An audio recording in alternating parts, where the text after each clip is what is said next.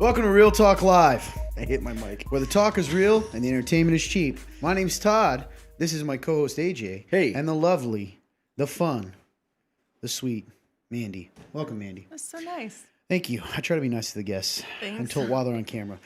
Also, I want to make you, we live in a country where freedom reigns, don't we, AJ? It does. It does indeed, my friend.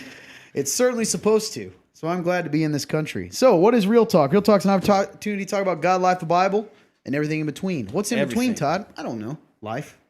Current events. Illegal activity. That's fair. Storms. Storms brewing, but you can't stop. You can't stop them. Swamps. Sometimes you can't stop them. Some would say. So, if you awakening. join us for the first time, we got 30 people. Let's, AJ, your hair looks nice. Oh, thanks. Hey, can I take a little credit for that? You can. Told him to because put some more product literally in it. Two seconds before we went on. So, I want to give a big shout out, congratulations to the Bears. I see they had a child. Yay. Congratulations to you. Guys. Hey, Real Talk is a fun time. So I wanted you guys to know before we get into the show, in case you are new, the link up above, www.theremnant.life/real-talk. If you click that link right now, you too can give us an anonymous, completely anonymous. I promise you couldn't find it if you tried. Stop myself. It will go into our database live in the moment, and we'll talk about it. Maybe you have something that you've always wanted to ask about God, life, the Bible. Maybe you're in a situation that you have nowhere else to turn, you feel like, and you want to get some advice from people who care. Well, this is your opportunity. This is it. Nice, man. Well done. Sierra says, Mandy, I like your outfit. Hey, Haley, I want to say a quick shout out to everyone. Look who we got here. Well, we had. Guys, let's break some records. We got 33 people. There's no reason we can't have 33 shares. Boom. Help us out. Share, because guess what? We want to break the system. As you know, Facebook is a bit of an authoritarian dictatorship in which they determine whenever they want who can be blocked and who shouldn't. Well, let's do the best we can until they block us. Share this, and let's get out there and let the old Zuck know that, you know what, Zuck? We don't really care. You should have done this at the end. America. We're going to get cut off now. So, proud. Share. The more shares you get, the more people it reaches. And you never know who might be given hope in a dark time. I'm so happy right now. I never beginning, thought bud. We I got a would long be this show. excited Oh, I'm to almost excited. get banned. So, in all seriousness, help us out. We're going to be checking out periodically through the show. We need at least 30 shares because there's 30 people on. Help can us out. I'm serious. Can we give a disclaimer real quick? Sure. In case something crazy happens and we end up going off here somehow, we are also live on YouTube right now. There you go. And let's be real. The odds of Facebook just randomly blocking people whose views they don't like is very possible. It's very possible. So, So we are live on YouTube right now. whoop, whoop. I'm excited for Real Talk. Hey, Amber. Hey, Allie. Sierra. Allie Gay. Regina. Man, everybody. Jason. Ed. Jill. Sean, if you're still on. Good It's to a see you, new man. year, boys. Trent. Isaac. Sean Poling. Hello, you Hello, Sean. fella. I was going to say old dog, but we're not Shalom, that close. friends. Austin, hey, man. Did you come get your wallet, Weirdy? Hey, my Aunt Tessie and Uncle William, if you're on. Hey, That's one of my Jill. favorite words, Jordan, Weirdy. let's do some stuff. Let's break some records. Aunt Tessie, you are loved by many people. Would you take Including a us. second and share this? Because we are going to talk about some real things. Oh, it's going to get real. Guys, let me tell you what. I have had a heck of a week. Emotionally drained due to events that have occurred. I wish this you'd nation. tell me about it. Well, I don't know if you guys have heard, but we had a lot happen this week. Yes, we have. We had a certification of election results. And, well, gosh darn it, it didn't go as planned. No. Or it did it. So what has happened is, we'll get to that. I should wait till the end. I've been told I should wait till the end because inevitably we're gonna get blocked. We got YouTube. Oh, thank you so much. Is this Tessie or William that's running this? I would imagine it's Tessie. My aunt. Couldn't talk for a minute. So, hey, we're going to dive right in. We do something called Real Random to get the show warmed up. But you're going to want to stick around because we're going to talk about some current events. We're going to talk about God. We're going to talk about the Bible. I'm probably going to get us banned. So, stick around because I'm telling you right now, I'm going to give you some truth here today. I'm in. That's what I've decided. Truth. So, Real Random. What's Real Random, AJ? You want to tell them? Hey, Real Random. So we do random things, and part of a Real Random little series we've been doing is a little thing called Overrated, Underrated, where we have specific things, subjects. That's what I thought. Subject Yeah, matters, Tessie, I love you. things, activities, etc., where we quickly discuss, and we say, hey, is it underrated, overrated? And you guys can too. Have some fun. And then after that, we've got a big surprise. We got what we like to call Remnant Roulette. What's Remnant Roulette, you ask? Well, I'll tell you. It is an opportunity for you to win a prize while having some fun. Hey, Stick around. Stick around. You like it. All right. Real random. We're going to go overrated, underrated. Hey, what's the first We have one? no idea what these are. Nope. First up, we got a classic here. Classic. Reality TV. Reality TV. Reality TV. TV. AJ? Listen, I did a lot of growing up on random reality TV shows. I remember the Real World Road Rules Challenge. Yep. I remember that. That's where actually WWE superstar Mike the Miz Mizanin came from. He was I also remember a lot of Jersey Shore randomly on my TV. Was it random? You would. That's what I thought. I might have gotten slightly sucked in a couple episodes. Hey, Jill, I I'm don't still know if going I to said say hey. completely overrated. It took over Hey, the Denise. music television network, man. MTV. It's no longer about music. It's all reality TV now. So, All right. Bowling Andy? for Soup famously quoted I'd in love their to hear it. song, 1985. When did reality become TV? So true, man. Good Thank you question. for that wisdom. It's really Thanks. deep. And when did TV become reality? Oh. Oh boy. Go ahead. You know, at this Someone point push in the envelope, life, might as well. I'm going to have to say overrated because the day when I realized that reality TV was not really reality was really heartbreaking and life-changing for me. So now it is overrated because it's not real. Thank you. All right. I'm okay. Thanks, Amber, for throwing us under the bus for not giving our gifts to people. I will give you 3 hugs. She won't take him. Reality TV depends on the show. Yeah. Most of them, the ones that are on the mainstream TV, I'm not a big fan of because it's all scripted, Right. just like many things are. So that are on TV or the news. So I would say overrated. However, there are some shows that I like. Like what? Hey, Krista, Yo. reality shows. I always liked some of the Survivor Man type Survivors stuff. were good. Amazing Race was fun. Nope, didn't like it. Okay. Wow. You remember Orange County Choppers? Nope. Yes. Liked that. You ever watch Dog the Bounty Hunter back I in did the watch day? Dog Nope. the Bounty Hunter. Yeah, you ever see? Anyway, good stuff. Cops. Cops, yeah. What are you going to do when they come Hey, help us Watching out if you're new to the Cops. show. I promise you, it gets fun, it gets crazy, and if you stay till the end, you'll probably see us get banned. Stick around. Hey. In the meantime, we're going to talk about a lot of fun things, but what is it? We're going to talk about life, God, the Bible, politics, all kinds of good stuff. Oh, yeah. Up above, you see a link, www.theremnant.live/real-talk. Click it. You too can give us an anonymous topic, question, thought. Comment. Can't find you if I wanted to. Concern. We've had some rude people. I've tried to find them, and you can't do it. Nah, man. So, hey, Kelsey, Hey, Yo. Kelsey. let's move on. Up next, I believe this goes back a little bit to one last week, the falconry. This is another sort of older skill that I believe has been lost in today's society, Swordplay? but it's slowly coming back. Axe throwing. It's made a resurgence. That's right. I've actually never been axe throwing, but Not it sounds surprising. really fun. I think it'd be a good time. I'm going to say it's underrated because it sounds interesting. You say underrated? Yeah. I actually have gone axe throwing. It's not surprising either. Yeah, with a gentleman friend of mine. And Me? yes. I don't remember that. Oh my gosh. Go on. In the woods. He goes, Oh, yeah. I thought you meant to a place. That's not going. I just randomly threw some axes at a tree. Don't pretend like you don't know me right now. Amber says 3 hugs is better than the nothing I have now. Yes. I would say underrated because it was a lot of fun. I my first throw, I stuck it in the tree. Remember that? I didn't get any more the rest of the time, and I got mocked severely because apparently I just kind of flung it and it like arched, but Yeah, it well, you know. landed. It's true, and then you didn't listen to axes are Coach. heavy.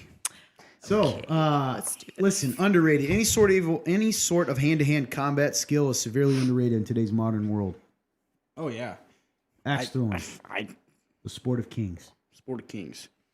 Pastime Next. of America. Up next, I believe AJ will be able to speak into this one quite a bit. Oh, yeah? In this society, this sort of group of people, it's Metro? starting to become. Anyways, it's starting to become a little bit of a popular thing to do. Get what you Hey, get Cindy. tattoos. Get what you get? Is that where the tattooist picks it? So, get what you get tattoos is like people have different systems for it, but actually, the shop that I go to, they actually use a D20. You roll a D20, and they have a book with 20 designs, and whatever you roll, you Did get you that do that tattoo. before? That I have never explains done some it. of yours. Oh, No, doesn't explain any of them. I've was chosen all of them. So I'm gonna Sorry about that, say guys. I'm gonna say overrated because that's scary, Gabby. and then it's going on your body forever. So, I That's true. mean, you don't have to get it, but you wasted money because you have to pay to play. So, True. True that. I'm going to say overrated because I'm just not, I don't mind tattoos and I think they're cool. But I do not have any tattoos and I have no desire to get a tattoo. It didn't so. sound like you thought that. You know, It sounded like you were literally mocking it, wow. but trying to seem nice. I don't Gosh, mind man. them. And Dang. I actually think tattoos that like have a meaning or a reminder. Like I've always said, if I got one, I would get like Beauty for Ashes on my wrist, something where that I could see it would be a reminder of truth. Nice. Let me ask you a question. Do they put ridiculous tattoos in the book? Oh, absolutely. Then no. I like the idea if it's like there aren't some that are just dumb and it's like, hey, just roll. If I was a tattoo guy. Yeah. We talked about this a couple of Real Talk episodes, maybe this past week actually, where we talked about tattoos. Tattoos, yeah. Because I've considered it.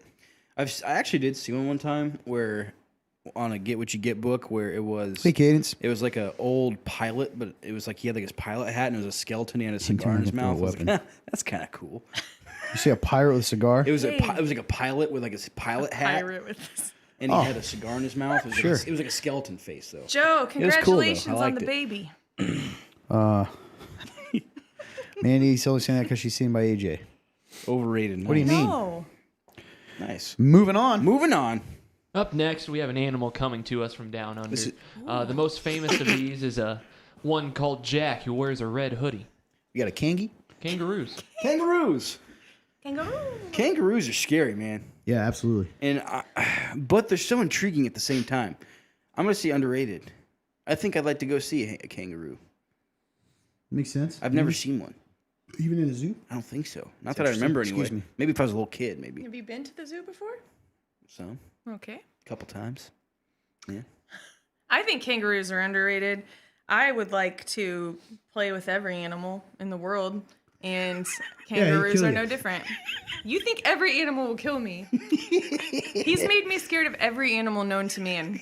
A kangaroo will mess She's you like, up. you know what animal seems cute? A honey badger. You're like, whoa. Sierra said, have you ever been to a zoo? AJ. I have been to a zoo. I've been to a zoo a couple times. It's been a long time since I've been to a zoo, though. But I enjoy them. I'm gonna tell you something about kangaroo right now. Real I've talk, never seen a more satisfying thing than when that guy punched the kangaroo in the face in that Oh, video yeah. a couple years ago. That was. Yep, I remember think that. kangaroos are a little bit of bullies.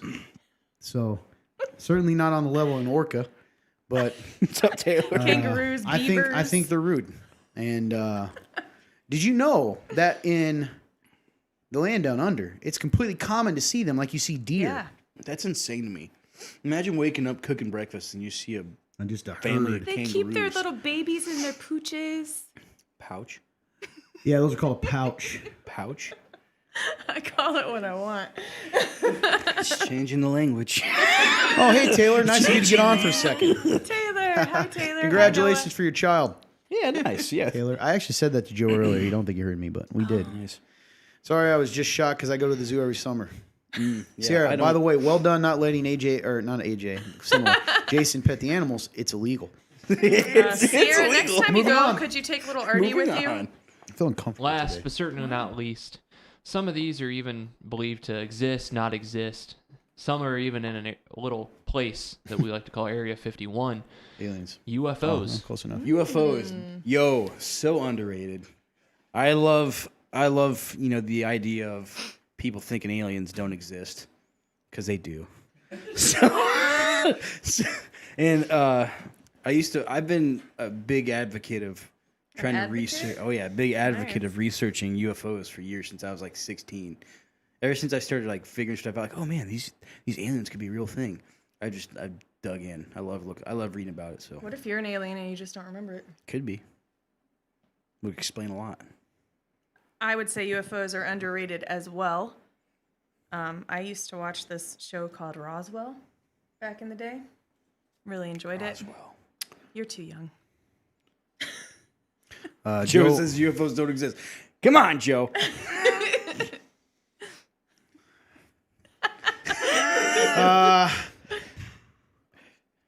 underrated in the sense that here's some facts for you.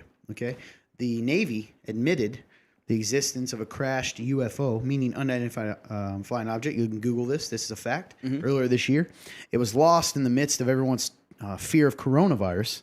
But this happened. What that was, don't know. Underrated in the sense that we have no idea. What is that? But it's been this year has been pretty odd in the sense that a lot of weird stuff's coming out. Oh yeah, a lot of weird stuff. A lot of stuff that people won't admit because someone tells them not to believe it. Makes you wonder what they're hiding on the other over there while you're looking this way. Hey man, what are you talking about? Everything is up front and open in this country. Yeah. We got anything else? Hey, we're gonna move on to the next fun. Yes. Exciting. The next fun. Delightful. You know it, you love it. It's Remnant Roulette. What's Remnant Roulette? Well, our good friend AJ will tell you, while our good other friend, production guy Blake, I'm sure has a question queued up and ready. He actually does today. Hey. You guys, this might surprise you. I never tell him ahead of time. So he's just prepared. Remnant Roulette, go ahead, AJ. Remnant Roulette. Hey, That's we're going to ask awesome, a man. question. Actually, yep. Production guy Blake's going to ask y'all a question. We're going to answer it as well. Once you answer that question within the allotted time, you get put into a drawing. You got to stick around to the about mid to end of the show. Stick around anyway. And hey, if you get drawn, you win a prize. Bada bing, I won last week. Bada Or boom. maybe it was the week Bada before. bing, I won bada sometime. ba. Yeah. Oh, cool. I got a little speaker. Bada, bada, bada, bada, A bada. Remnant Yeah, those are Bluetooth cool. speaker. What'd you do with that? It's on my counter. I plan to use it sometime. There sure is, Aunt Tessie. A lot of things going out there that are, man, I'll tell you what. A lot of misdirection out there. A lot of it. You know, A lot of misdirection. remind me, AJ, because I'm sure I'll forget, to talk about a topic. And the topic is thinking, critical thinking. Okay. Remind me. I hate it. I'll try to. Hey, Caitlin. critical thinking. Hey, production guy, critical thinking. All right, what's the question? So, this week, out there's a lot of rules that are both written into society and things that are unwritten. So, if you could make any unwritten rule mandatory for everybody to follow, what rule would that be? Can you give everyone an example of an unwritten rule? Because we're going to get some confusion. Yeah, sure. Yeah, you already got it from me. Told you. Unwritten rules are things like you hold the door open for elderly people and ladies. Gotcha.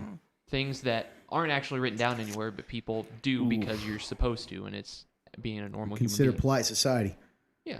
Can you repeat the question? What about the unwritten rules? If there was an unwritten rule that you could make a mandatory rule, what rule would that be? Oh, So it okay. could also be things like you have to put the toilet seat down. Yeah, because that's an unwritten rule. Yeah, right? Oh, I've got like 8 of them. Oh, nice. So you guys have, I like these kind of questions. It makes people think. You have until 8 or 9:02. You have until, what do we normally give them, 5 minutes? I Or think 10? it's usually 10. Yeah, we'll go to, you have till 9:02 to answer the question. And the question is again, if you could make any unwritten rule, a polite societal rule, a mandatory rule, what would that be and why? Well, Austin says don't cut in line. Hey, Kayla, what's up, man? All cats. Yo, what's up, Kaylor? Oh, man. Hey, father, what's up, Todd Blanton? Turn your car to the crowd. That's a good one. I actually have a personal thing with that. Have I ever told you this? I think, like, I always do that because I think to me myself, too. would I want to go chasing that cart around? Heck no. Yeah. Jason says, treat people like humans. What if you're upset, Jason? What if you're upset at them? That's fair. It's easy to say that. It's another thing when it's your own feelings. Bada bing, bada boom. Bada bing, bada boom. Hey, this is the truth episode. We're Shimmy coming at you. ding dong. Coming in hot. Like a fajita. Because it's a nice thing to do. Okay, so what do you got, AJ? So let's go. No chewing gum at all. That's interesting. I'm going to say, Hey, Dixie. what is an unwritten rule that I can think of? Man, Glad you're on here. How'd you find Real Talk? Ooh, pull over to the side of the road during a funeral procession. That is an unwritten that rule. is a good one. Amber's was good. Okay, we'll go to you. Okay. Yeah, because I'm I have having a hard several. time. My first one would be if you use the last of the toilet paper, put it back. Yeah, that's It fair. should just be a rule. Just put a new roll on, you know? Jill said the same thing the exact moment you did. Because she's a genius. And then my other one would actually be cell phone etiquette. I think that, like, it really irritates me when people listen with the sound on their phone, like when people are in a room having a conversation, or like if you're having to have dinner and they're just like watching something or listening to something, and it is distracting. And I've actually had that happen during worship rehearsal before, where people will be listening to stuff, and I'm trying to hear the song in my head that I'm singing, and there's another song playing. Saying thank you whenever someone does something for you. Allie, I see that. Ask before touching pregnant bellies. Weird that anybody would even do that. They do that. I'm going to say... Completely agree, Sevy. An unwritten rule that has to become mandatory is every single store has to play closing time within the last 5 minutes I like of them it. closing. Then you know. You know, respect. My cousin's on. That's pretty Hey. neat. Hello. Hey! Jessica's her name. Jess. Boss is her husband. She doesn't think she's a boss. That's just her husband's name. What His he goes name is by. Boss? I think it's a nickname. Okay, I was going to say... I don't think I've ever actually met him. Tells you how long it's been since I've been to Kentucky. But for others, for several times, even I love that Aunt Tessie. That's one I would say. Something like that too. Be kind. I saw that up there. I like that. I think don't talk over people. Don't interrupt people. I think that, we can all do it when we're excited, but the people who do it intentionally drive me nutso. I also think the toilet paper one's a big one too. And I agree completely with Sevy. Toilet paper rolls over, not under. Over for sure. Under. What? That makes zero sense. Under. Because you reach down, and then it's there, so you grab it. I would And then like it just- to point out that in the original patent for toilet paper, the original designer of toilet paper did have the roll going over. Well, that's top. the most logical thing. Only What are you, savages a would do toilet otherwise. paper How do you Nazi know right this? now? It can go under Communist. because it makes more sense. It's been hanging there, and you just grab it. If I took a roll of toilet paper and I sat it here and I just did this, and you would see that would continue to roll. Versus, You go over. if the other, it doesn't do that. It's controlled. Yeah, he's right. And also, I completely understand your point. So a lot of good stuff in here. Respect, I agree with that one. Always use sir, ma'am when talking to elder. I like that. We have a bunch of people commenting now. We should just ask that over under. Yeah, we should. Do you know the worst is that in the church bathroom sometimes, whoever That's does the good. toilet paper, there will be one way and one the other in the same stall, and it really I like makes that, my Sierra. OCD Gosh, dang it, bad. Norman. Not getting mad at people making your food and drink when they're currently making food or drink. It's true. Norman just roasted me. Did you just Someone asked how you're doing. did. You should ask how they're doing. Cough, cough, AJ. Under because kids pulling it and rolled off to the floor. That's exactly why you can't do that. I agree with the phone etiquette thing. I hate being in the lunchroom when someone's playing video. That actually, to me, is not like, that's not even an unwritten rule. That's just common courtesy. happens We a lot, do though. live in a society, man, where people are like, they just do what they want. Yeah. Jill, that's a pet peeve of mine. I both lift it up, put it down. If my father's on here, I learned that. That's interesting. I like to leave it up. Yeah. Just general etiquette, I think we kind of Yeah, lack in agree. today's society. Agreed. Okay. Including myself sometimes. Man, you just got real there. Hey, guys, we're going to dive in. Stick with us. We tend to lose people. Listen, you're going to win a prize. If you haven't answered yet, you have until 9:02? 902. You have until 9:02 to answer. That's Eastern Standard Time. Eastern Standard Time. You're going to win a prize. But here's the deal. You got to stick around. We don't announce the winner until about 9:30. I know that's a long time. Please, you watch cooking shows for that long. So stick around, have some fun, interact with some people, some new friends. Let's have a good time, shall we?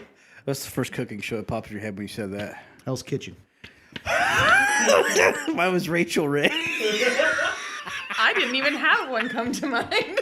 Wow, you really D hurt Jane forever Finger's for always will be feelings the because this OG is actually cooking incredibly considerate. love She does that Rachel on Ray. purpose so people don't complain that it's not the way they want. Well, us OCD people I just can't went past handle that. it. I laughed and my whole Allie. vision went Hey, Allie, don't stop doing it because you love people. It's fine. I'll just switch it when I go in. All right, here we go. Hey, guys, we're going to dive in. Stick with us. I'm serious. Hey, I'm going to be checking questions and topics live. You can ask questions about me, AJ, Mandy. You can ask questions about anything you want, and I will be checking those periodically. We have a couple to get us going here, and so I think I'll read one, AJ, Okay. and then I'll go check the little thing here. Database. And stick around because one of our most popular segments since we've come back has been the Get to Know segment, in which Mandy gets to tell us her story to a degree. Oh, yeah. So tell us. So it'll be pretty neat. I know a lot of people like Mandy, I guess. So there are a lot of people on here today, which again proves that you bring pretty ladies and popular. all the people come watch because it's right, happened she's every time we popular. brought a girl. We bring one of us. There's 4 people on. So Needs a woman's touch. yeah, that's Gotta it. have a good mix. Jane, you're right. Continue to be a female knight. Don't worry about the rest of it. Fix the Greg way I is laugh. that's so good because I struggle with this a lot. Greg, thank you. Greg is taken to calling me little fella, unrelated, and I'm not even mad about it. because I'm liking to think, hey, maybe he's noticed I've lost weight, but I feel like he's just reminding me that he is Bear Benny. If he wants to crush Bear me, Benny. he can. Anyway, she is pretty cool. Let's move on. Question number 1. All right. You ready for this? Y'all ready for this? We got it? Okay. Why is it so hard to teach people the joy and blessing of giving to their church? So offering. I think people are very much controlled by money. They look at it as more of a.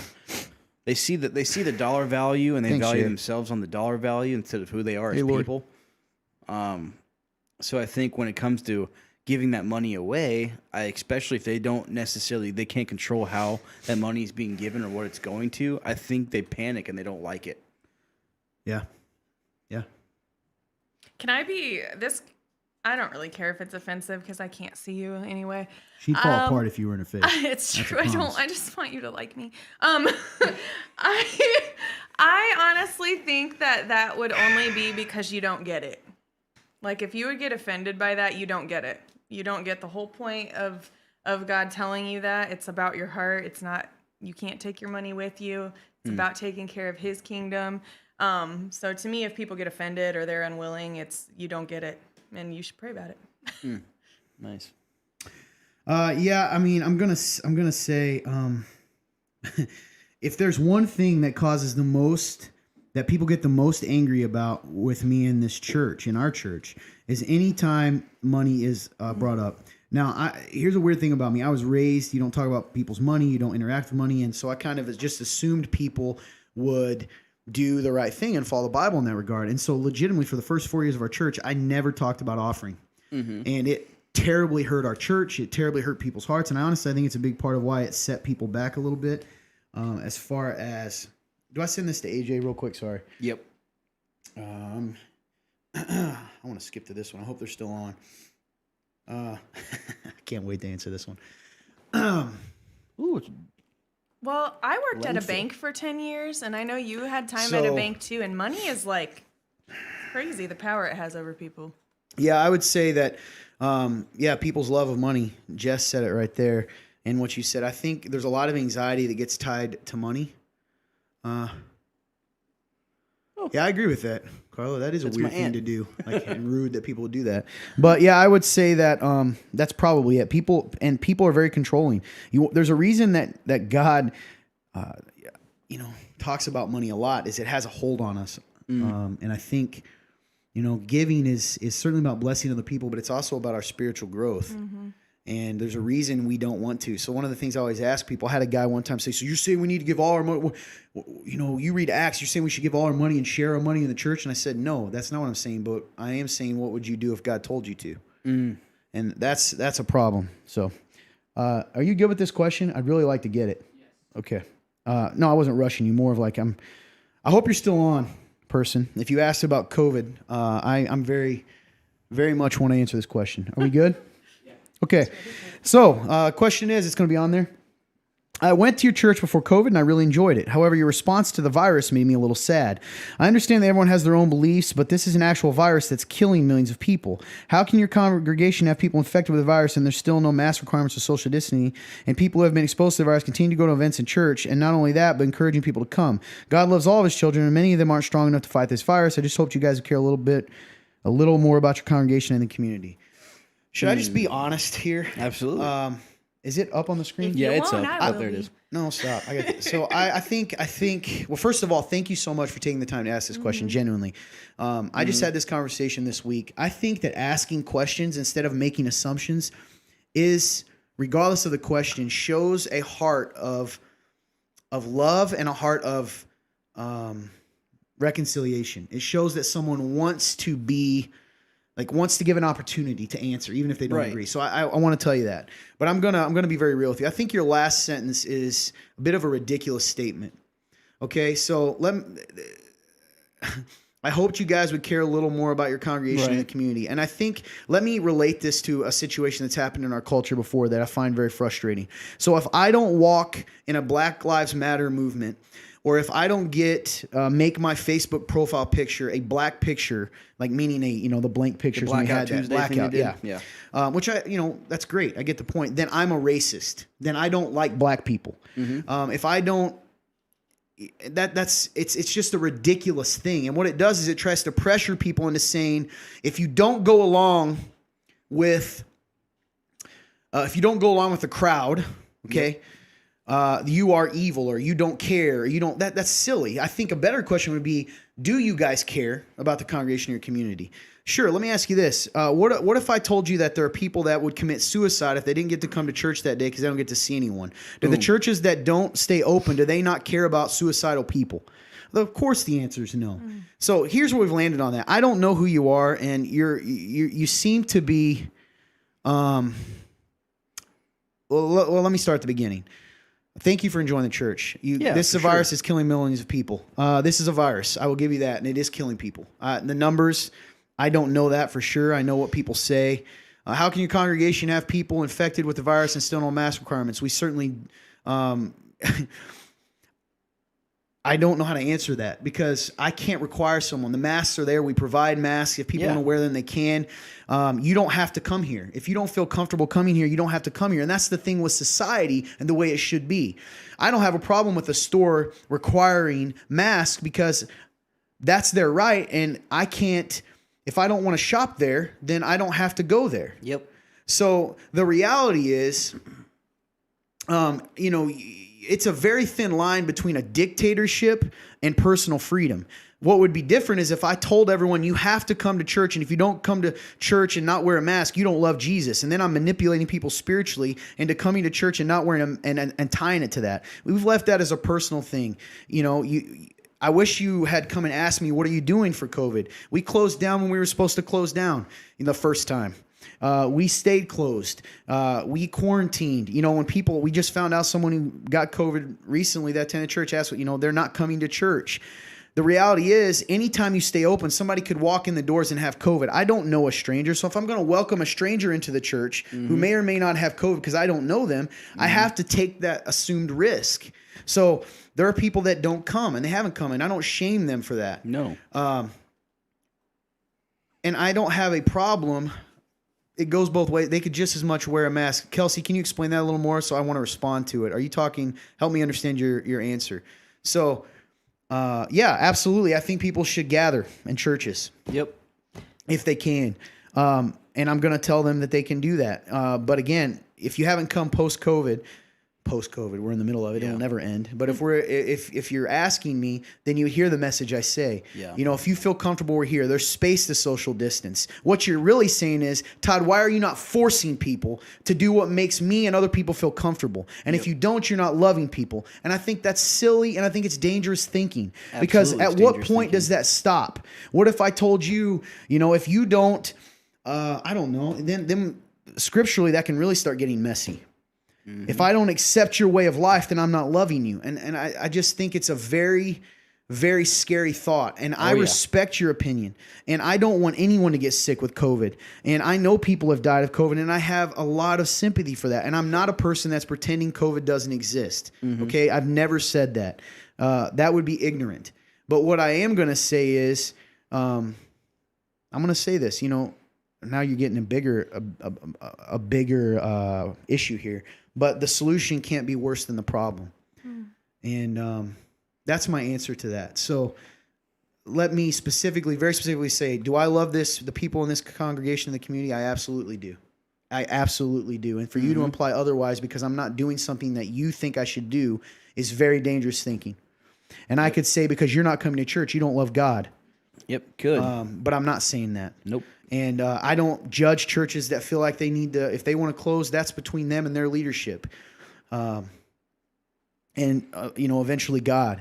But we do the best that we can. We offer them, whether it's hand sanitizer, we clean, all that kind of stuff.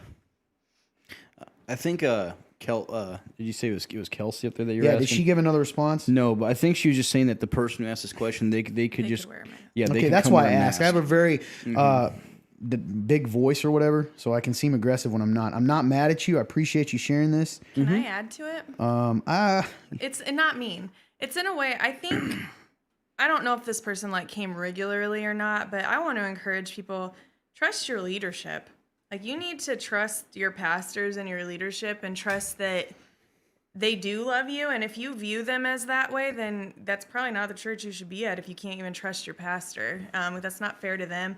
Pastors all around, I feel so bad for them. That's true, Pastoring during Kelsey. this pandemic is so difficult, and no matter what you do, people say you're wrong. No matter what you do. That's and exactly so, right. You know, and let me say this. I'm a greeter at our church, so I know this. We have masks at every door. If you want to wear a mask, we provide them for you even. Yeah. A few weeks ago, I had COVID a few weeks ago. I made it through. I'm all right. And now I'm immune for a while. Yeah. Yeah, And we closed that week. Well, we did not just virtual. closed. Yeah, we closed, we cleaned. She didn't serve the week after that Yep. on the worship team. You know, there's a lot of assumptions made because I don't know. Do I encourage people to come to church? Sure, if you're healthy. What do I tell everyone? I'll say it right now. If you're sick, don't come. Here's the thing. I had the regular flu, I guess influenza A or whatever last year. And I'm telling you right now, that's the worst thing I've ever had. And It if was I know worse. somebody that the has the flu flu, I would be like, sucks. please don't come. Okay?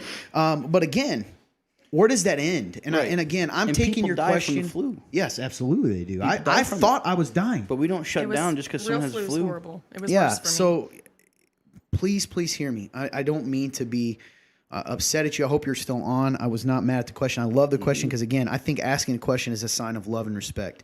However, I do very vehemently stand against the idea that if we don't do what someone tells us is the definition of love, all right?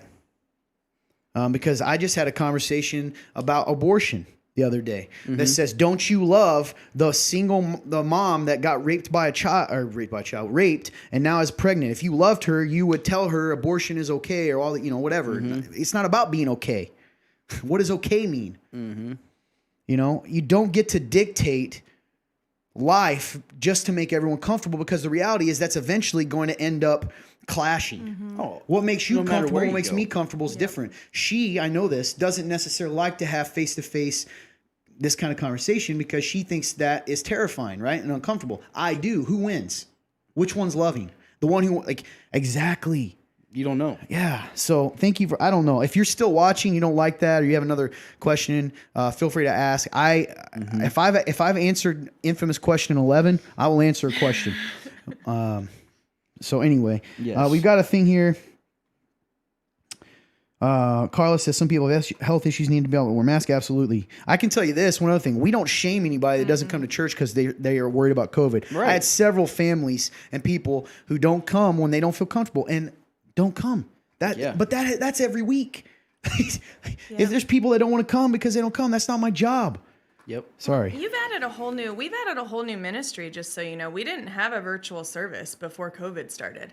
And now that is a whole new job that he does and that Fun Turn does. And that's available. And those who don't come, it's really encouraging even to just see them on the live stream and when they post in there. And that's still us being a family and body. So Yeah. if you're, if someone's upset that we're not doing it the right way, but yet you won't even get on a live stream, then that's not the right complaint, because you're obviously not on when it is. Amen. provided I for you. love that. So.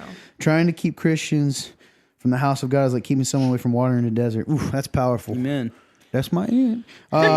So a quick question here. I want to go back. Norman says, Yeah, Norman has a do you question. think the Acts Church would have let COVID stop them coming? I want to hear your personal I opinion. don't think they would have. Probably not, because they could be killed any minute for going to church back Yep. then.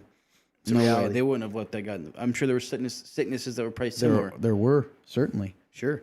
Or, So anyway, not upset. Thank you for asking the question. yeah, I love it. Good question. Let's keep going. All right. Nice. Let me refresh here, because boy, I always like to answer, especially during live, the ones that are coming in live. Yeah. Because those people are here. Let's hear him. Oh, this is very nice. This isn't a question, but thank you, Todd, for being so passionate and loving to everyone around you. I appreciate that, because I can tell you Absolutely. right now that I do not. My passion can be misconstrued for hate many times, which is unfortunate. Yeah, there's a lot of good conversation happening today already. Okay, I'll put this up on the screen right now too. Also, hey, we have 39 people on right now. If you guys have not shared the stream yet, go ahead and give this stream a share. Let people know that we're live, and come join the conversation. Having a good time talking about some serious stuff. Sure. Oh man, people are coming out with the long ones today, aren't they?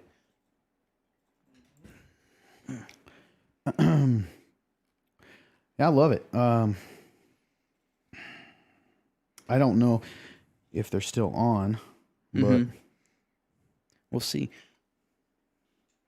I think, man, we've got a heck of a crowd holding on today. Heck yeah. hey, It's I see awesome. that you're still here. I see your question, whoever asked this, and I love the dialogue. I'll get to that in a second. I got another question in between here Okay. that we need to talk about because I already had it put up, but I will respond to that.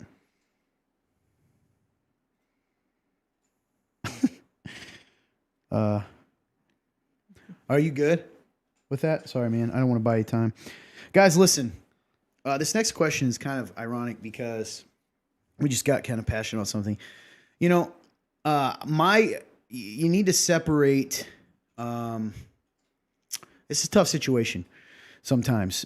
We're getting a question about politics being here. This is called real talk. Real talk. Okay, so this isn't a sermon. If you want a sermon, come on a Sunday. This is an opportunity to talk about life, God, and the Bible, and the in-between of those things because they collide sometimes, and real life involves those things. And I'm a human being.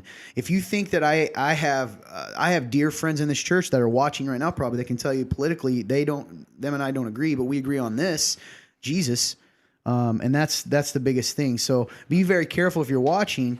I'll do the same, but I don't ever want to make anyone feel unwelcome, but be very careful that you're not kind of doing the opposite. That just because we disagree doesn't mean that we can't be brothers and sisters because we're united in one thing, and that's Jesus.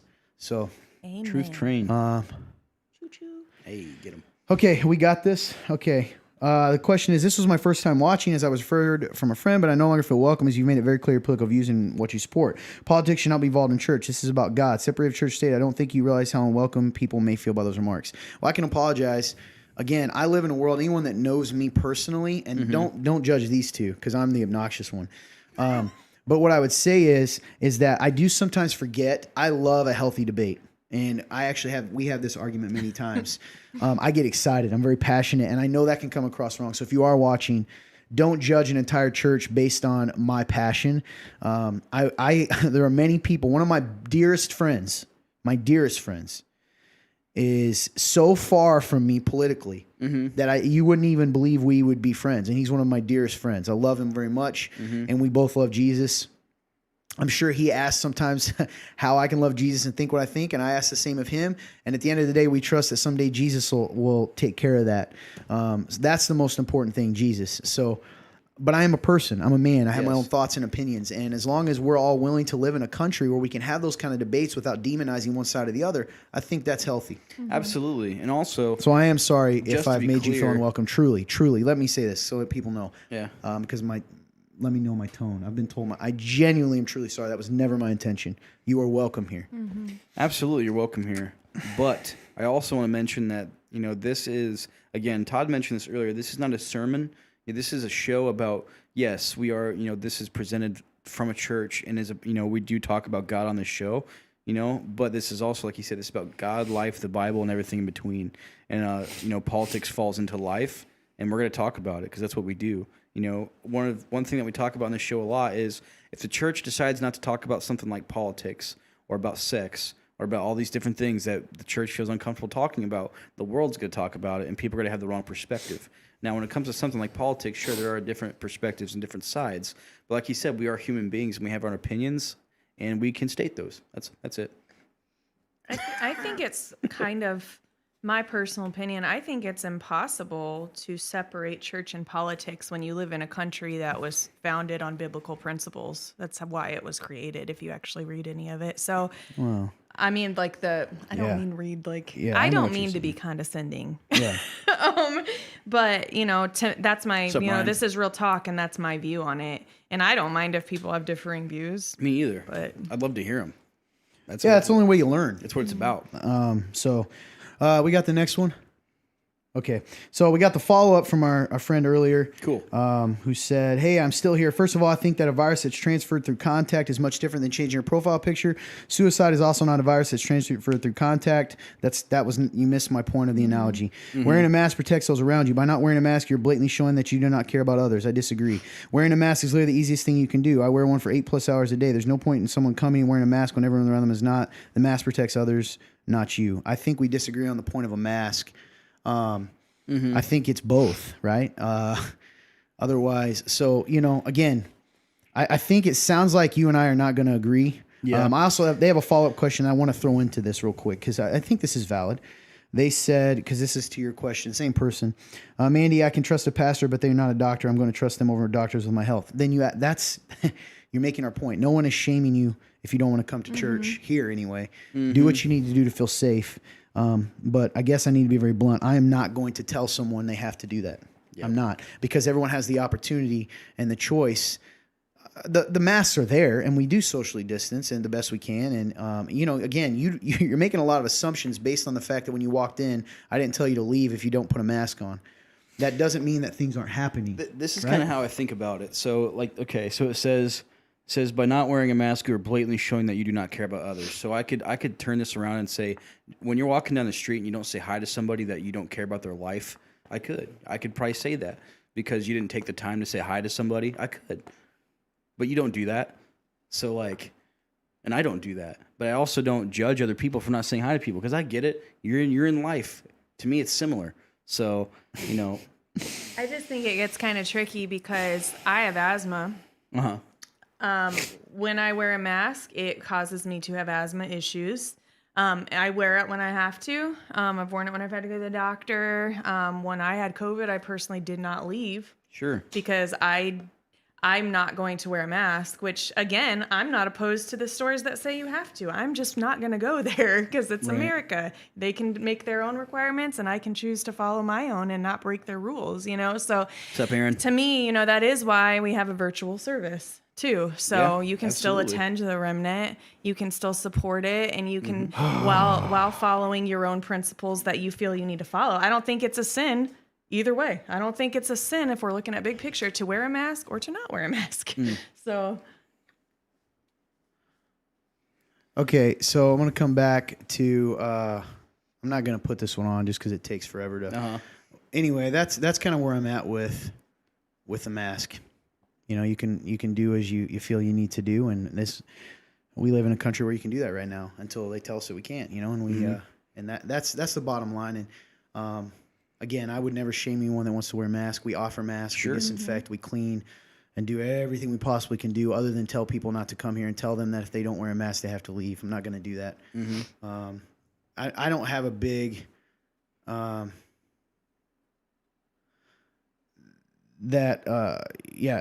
that. So I got a couple questions that I didn't say this, but since you brought it up, they said you came in hot talking about Trump being blocked on Facebook, Todd. You know what? I'll just put it up. Because if I'm going to talk about it, we might as well do it. Yeah. We're going to get blocked for this. I guarantee it. Because that's just how it is. Yeah. It's happened before, right? Again, we also have YouTube up, so if we do get blocked on here... Well, I don't think it'll happen right now. I think it'll happen later. Whatever. That's okay. This is part of it. This all happened. What about when you think of like we've said this before, Jesus was not scared of the untouchables. The people who people viewed as they're not touchable, stay away from them, the lepers, the woman with the issue of blood, like all of these stories that people are like, oh, that's a great thing. Well, I guess when it comes to me thinking of that, it's not just a story. We either live it out or we don't. And I'm not going to leave someone all alone if they need me because they're sick. I'm not going to do it. And I think their argument, I agree with you 100%. I think their argument is, bottom line, we're not loving others who by enforcing those standards. So I think regardless of, I can respect your opinion genuinely.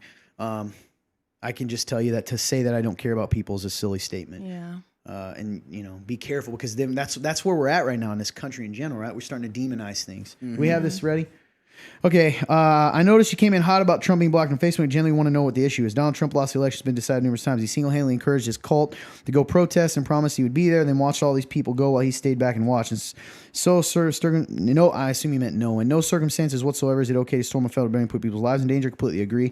I understand that there were riots involved months ago involving BLM, and I agree that is wrong, but they didn't storm a federal building and plant bombs. It's not an either or. They're both wrong. As a church, you have gay people, black people, and everyone in between within your congregation. It's absolutely disheartening to see you openly make comments like that.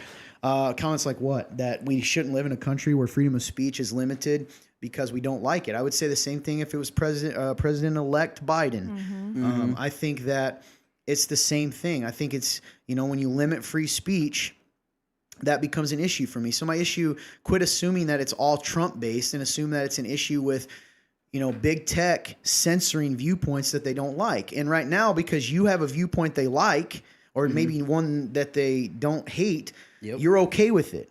And you are right. I'm against that. There are a lot of people on Facebook I would love to see get blocked. You want to know the God honest truth. I don't agree with what they say. I think they say damaging things, but we live in a country where someone is allowed to have that. And for them to dictate who gets it is wild to me. And the weird thing here too is that you're trying to draw out my personal opinions about things that I don't accept your version of reality either.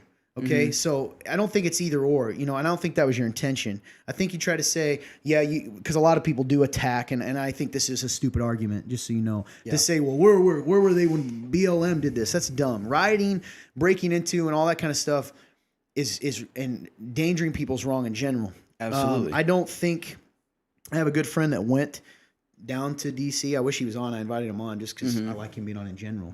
He can't. He's with his son tonight. But there's a lot we're still learning, and about the stuff that happened. I think a lot of things happen. Anytime you get a large group of people there, there's nothing wrong with peacefully protesting. We're either allowed to do it or we aren't, and we can't judge the entire protest or march based on the actions of even 100 people. Not when there's 4 million. So I came in hot on the topic of censorship. And as a Christian, and as a man, I'm against that. And I would say this if it were the other way around. And that's a promise. Anyone that knows me would say that. So, I was taking a little joking jab. I wasn't hot. If you were going by my red face, I'm always red-faced. I have horrible allergies, right? I talked about it before we got on. If you're talking about me making a joke about it, I'm sorry. I have a sense of humor that's sarcastic sometimes. But overall, I'm against censorship. I don't think that it's okay. And I think it ends up being a slippery slope. Absolutely. Does that make sense? Yeah. Don't start a platform and say you can state how you feel and then put guidelines on it and make it one-sided. You can't do that. It's twisting reality. Yeah. By the way, I appreciate all these thoughts that you guys are putting out there. Oh yeah, this is real talk. I love it. This is I'd what like the to show's get to all some, about. Yeah. We'll see.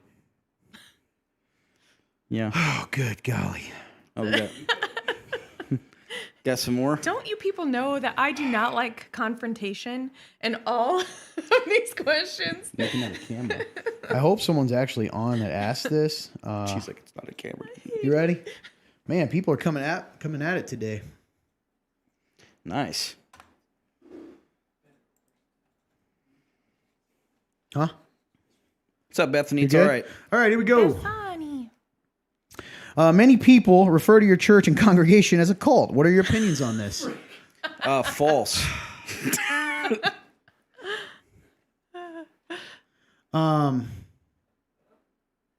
Yeah, I don't really know what to say. So whenever I've talked to people, first of all, I disagree with you. Many people, I don't know everyone. I don't agree. That's why I put this up. The people that I'll tell you the ones that I've talked to that would say this. Okay. The person I would talk to, the people that have talked to me, because I've talked to a few, right? If anyone knows me, I'll ask those kinds of questions. I've been told, one guy told me that it's because we have a ranking system, meaning like legitimately rank people, like they can go higher in the levels. And I said to him, what in the world are you talking about? Because I genuinely was confused. And actually, production guy Blake was in the other room when this happened. So he was there. He can attest to this. And he ended up telling me, well, yeah, I know you guys, what had happened is a guy in our congregation is married to a lady in our congregation, and that lady's dad is not a fan of us, in my opinion, because he's a strange, controlling person and kind of a bit of a bully. And, that's the end of it. But I spoke with him in person. He came here and he said this ranking system. What had happened was his wife, so I'll call her Jane. No, that Jane thing. I'll call her Mary. Holly, okay. Holly, yeah. So I'll call her Holly. It's not any Holly I know. Holly is the girl in our church, okay? Her mother's name is, we'll just use Jane, okay? Jane heard Holly's husband tell Holly, she's like, hey, I gotta go. If I don't go, if I miss this meeting, I'm gonna strike out. And for some reason, because I would not think this, that's all she overheard on the phone. Well, what it really was is we have a very kind of like, if anyone's ever heard of Fight Club from one of the large churches, it's in Goshen. There are a lot of people.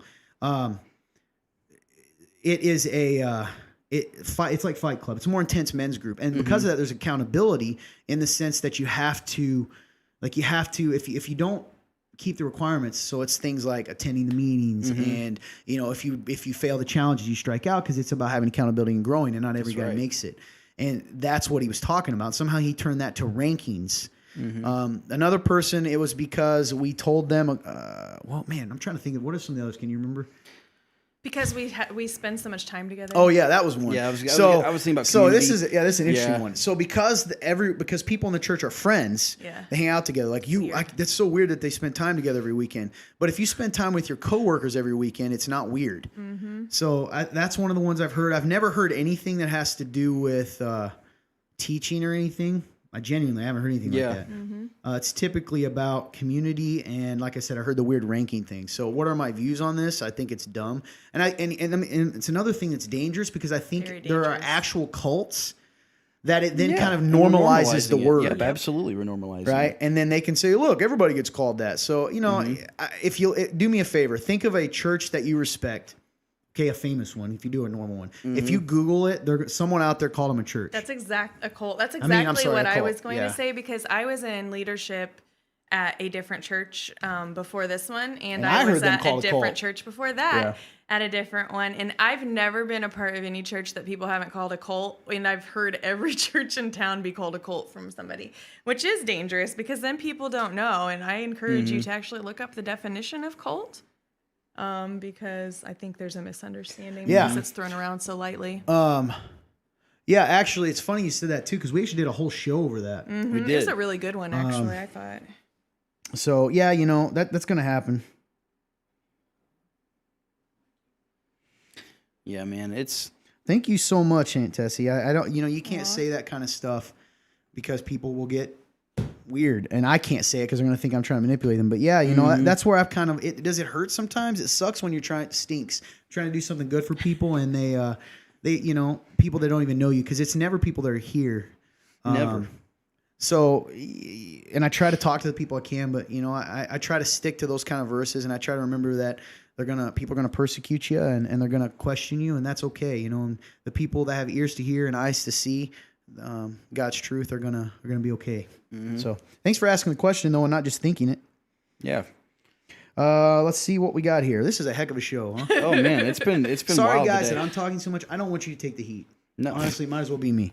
Listen, Especially not you. I really wanted to really take this confrontation though and go with it, because I'm so good with it and so comfortable with confrontation. I got one here that says Todd, Janine's surgery's on 10. Yes, absolutely. We'll pray for her before we close up today. Janine's having surgery. I thought it was today. It got moved to, I think, Friday. Yeah, absolutely. We love you, Janine, if you're on. Hey, what makes Mandy so awesome? That's a question we got. I wonder who asked that. Was it you? Yeah. Why did you tell everyone? I can't do it.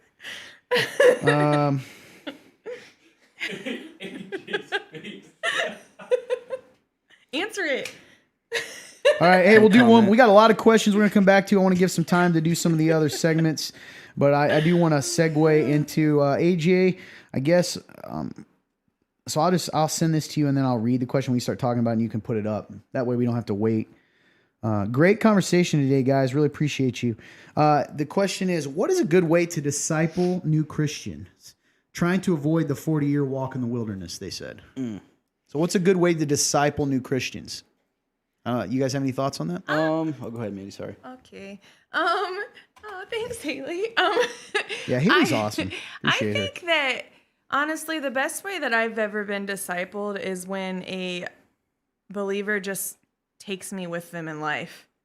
Do you know what I mean? Like, you learn, and that's what the disciples were with Jesus. They walked through every day with him, and you're learning by not just the teaching, but also seeing how things are handled and maybe stopping. Like, Todd's really good at this. I've seen him do it. He does it with me and with you guys, where he'll stop and be like, hey, I did this because of this. this was my thought process when this happens. Kind of like what he's even doing with your guys' questions. Like, but when you're with someone, you're going to see them. How do they handle confrontation? How do they handle it when they're hurt by someone? How do they handle it when they do sin? What does repentance look like? I think that good discipleship comes from time, from community. You know, the thing that people apparently get upset that we have so much of. You know, that's how you disciple someone, in my opinion.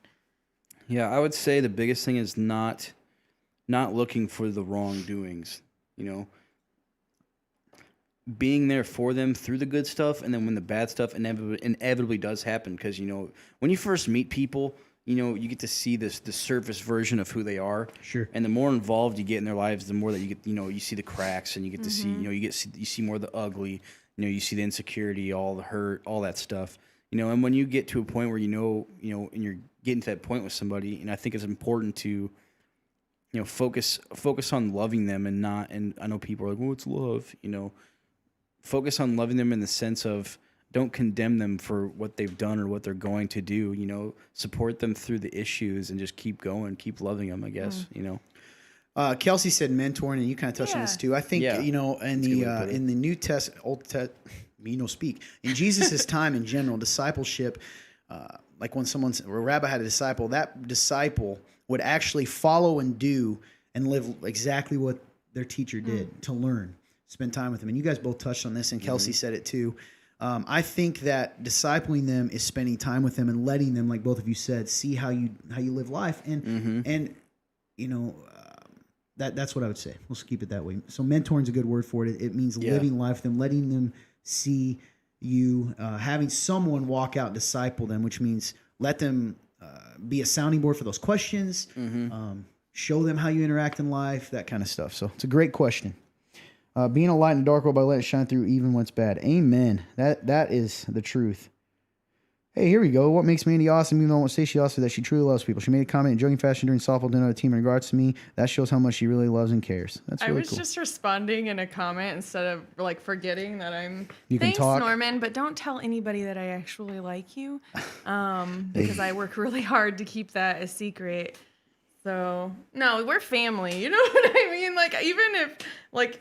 We can make fun of each other. That's fine, but you better not. Like, I'm gonna Great stand biblical up for question here I want to answer. I'm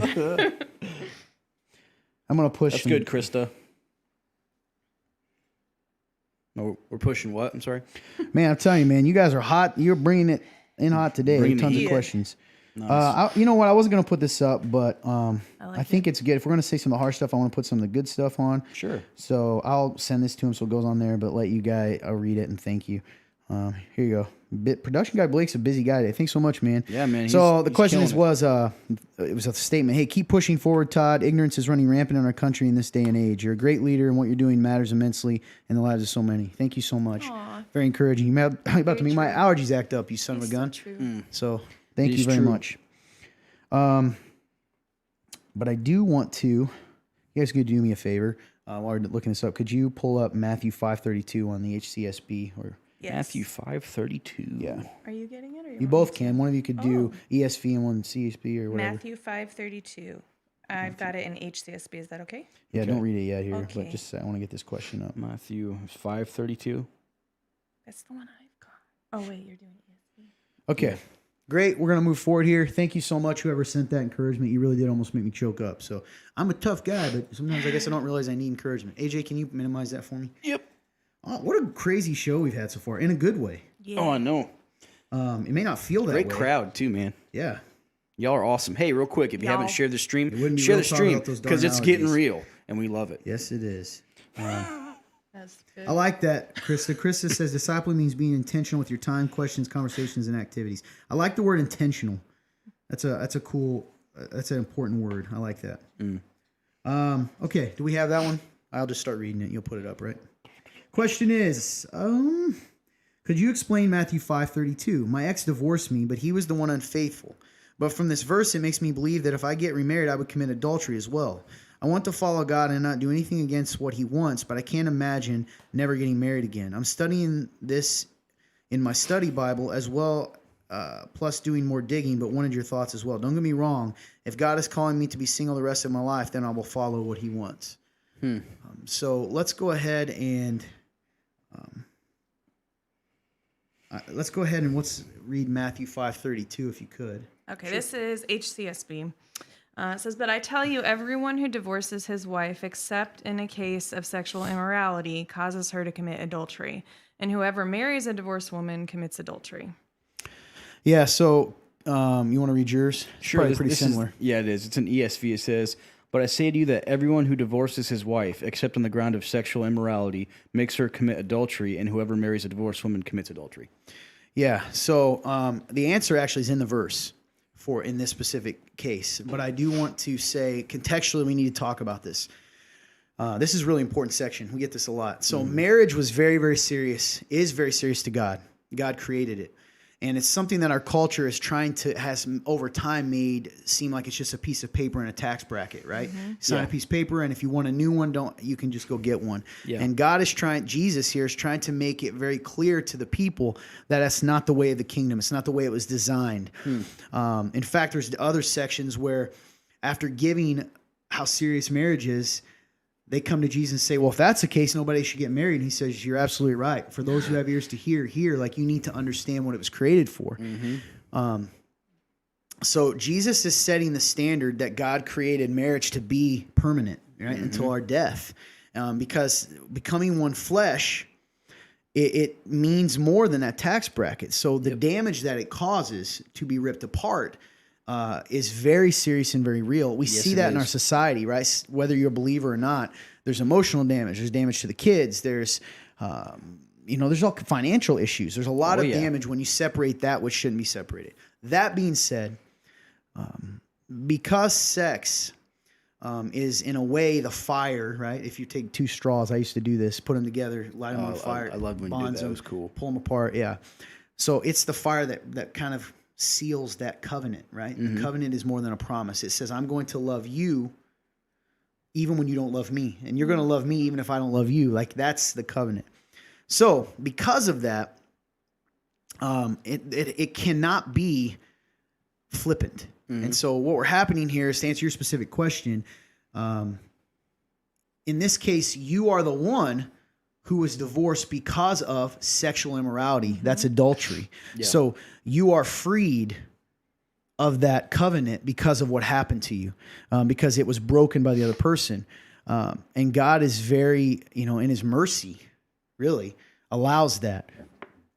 In an ideal world, would it be beautiful and awesome and amazing if restoration can happen? But Jesus seems to have known that that's not going to happen in these cases sometimes.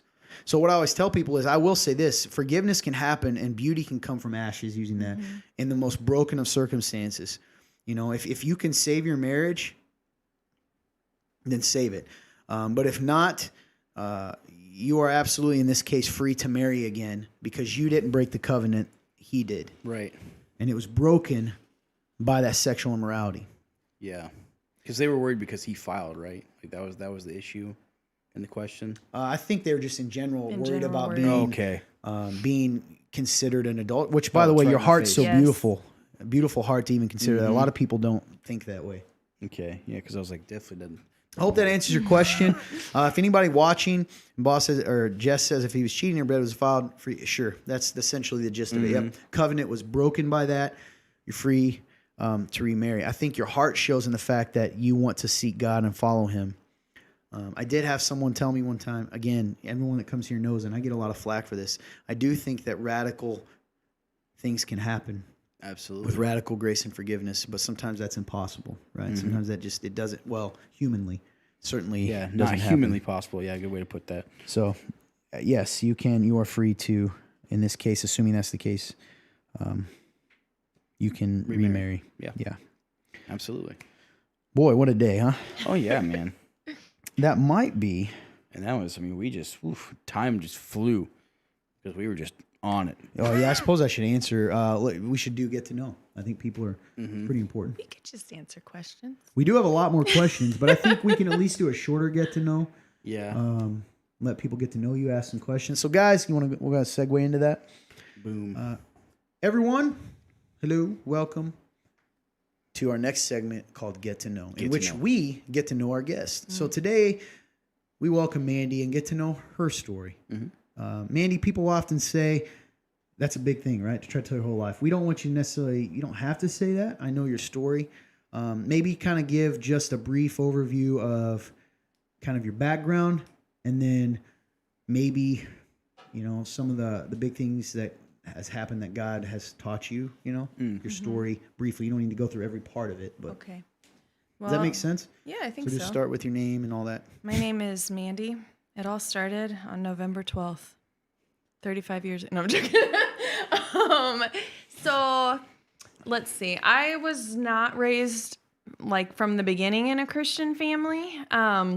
Never really had even heard of church or God. And then crazy stuff happened. My family kind of tore apart, but my brother, I have 3 brothers. My oldest brother ended up going to a church camp with a church, and he got saved.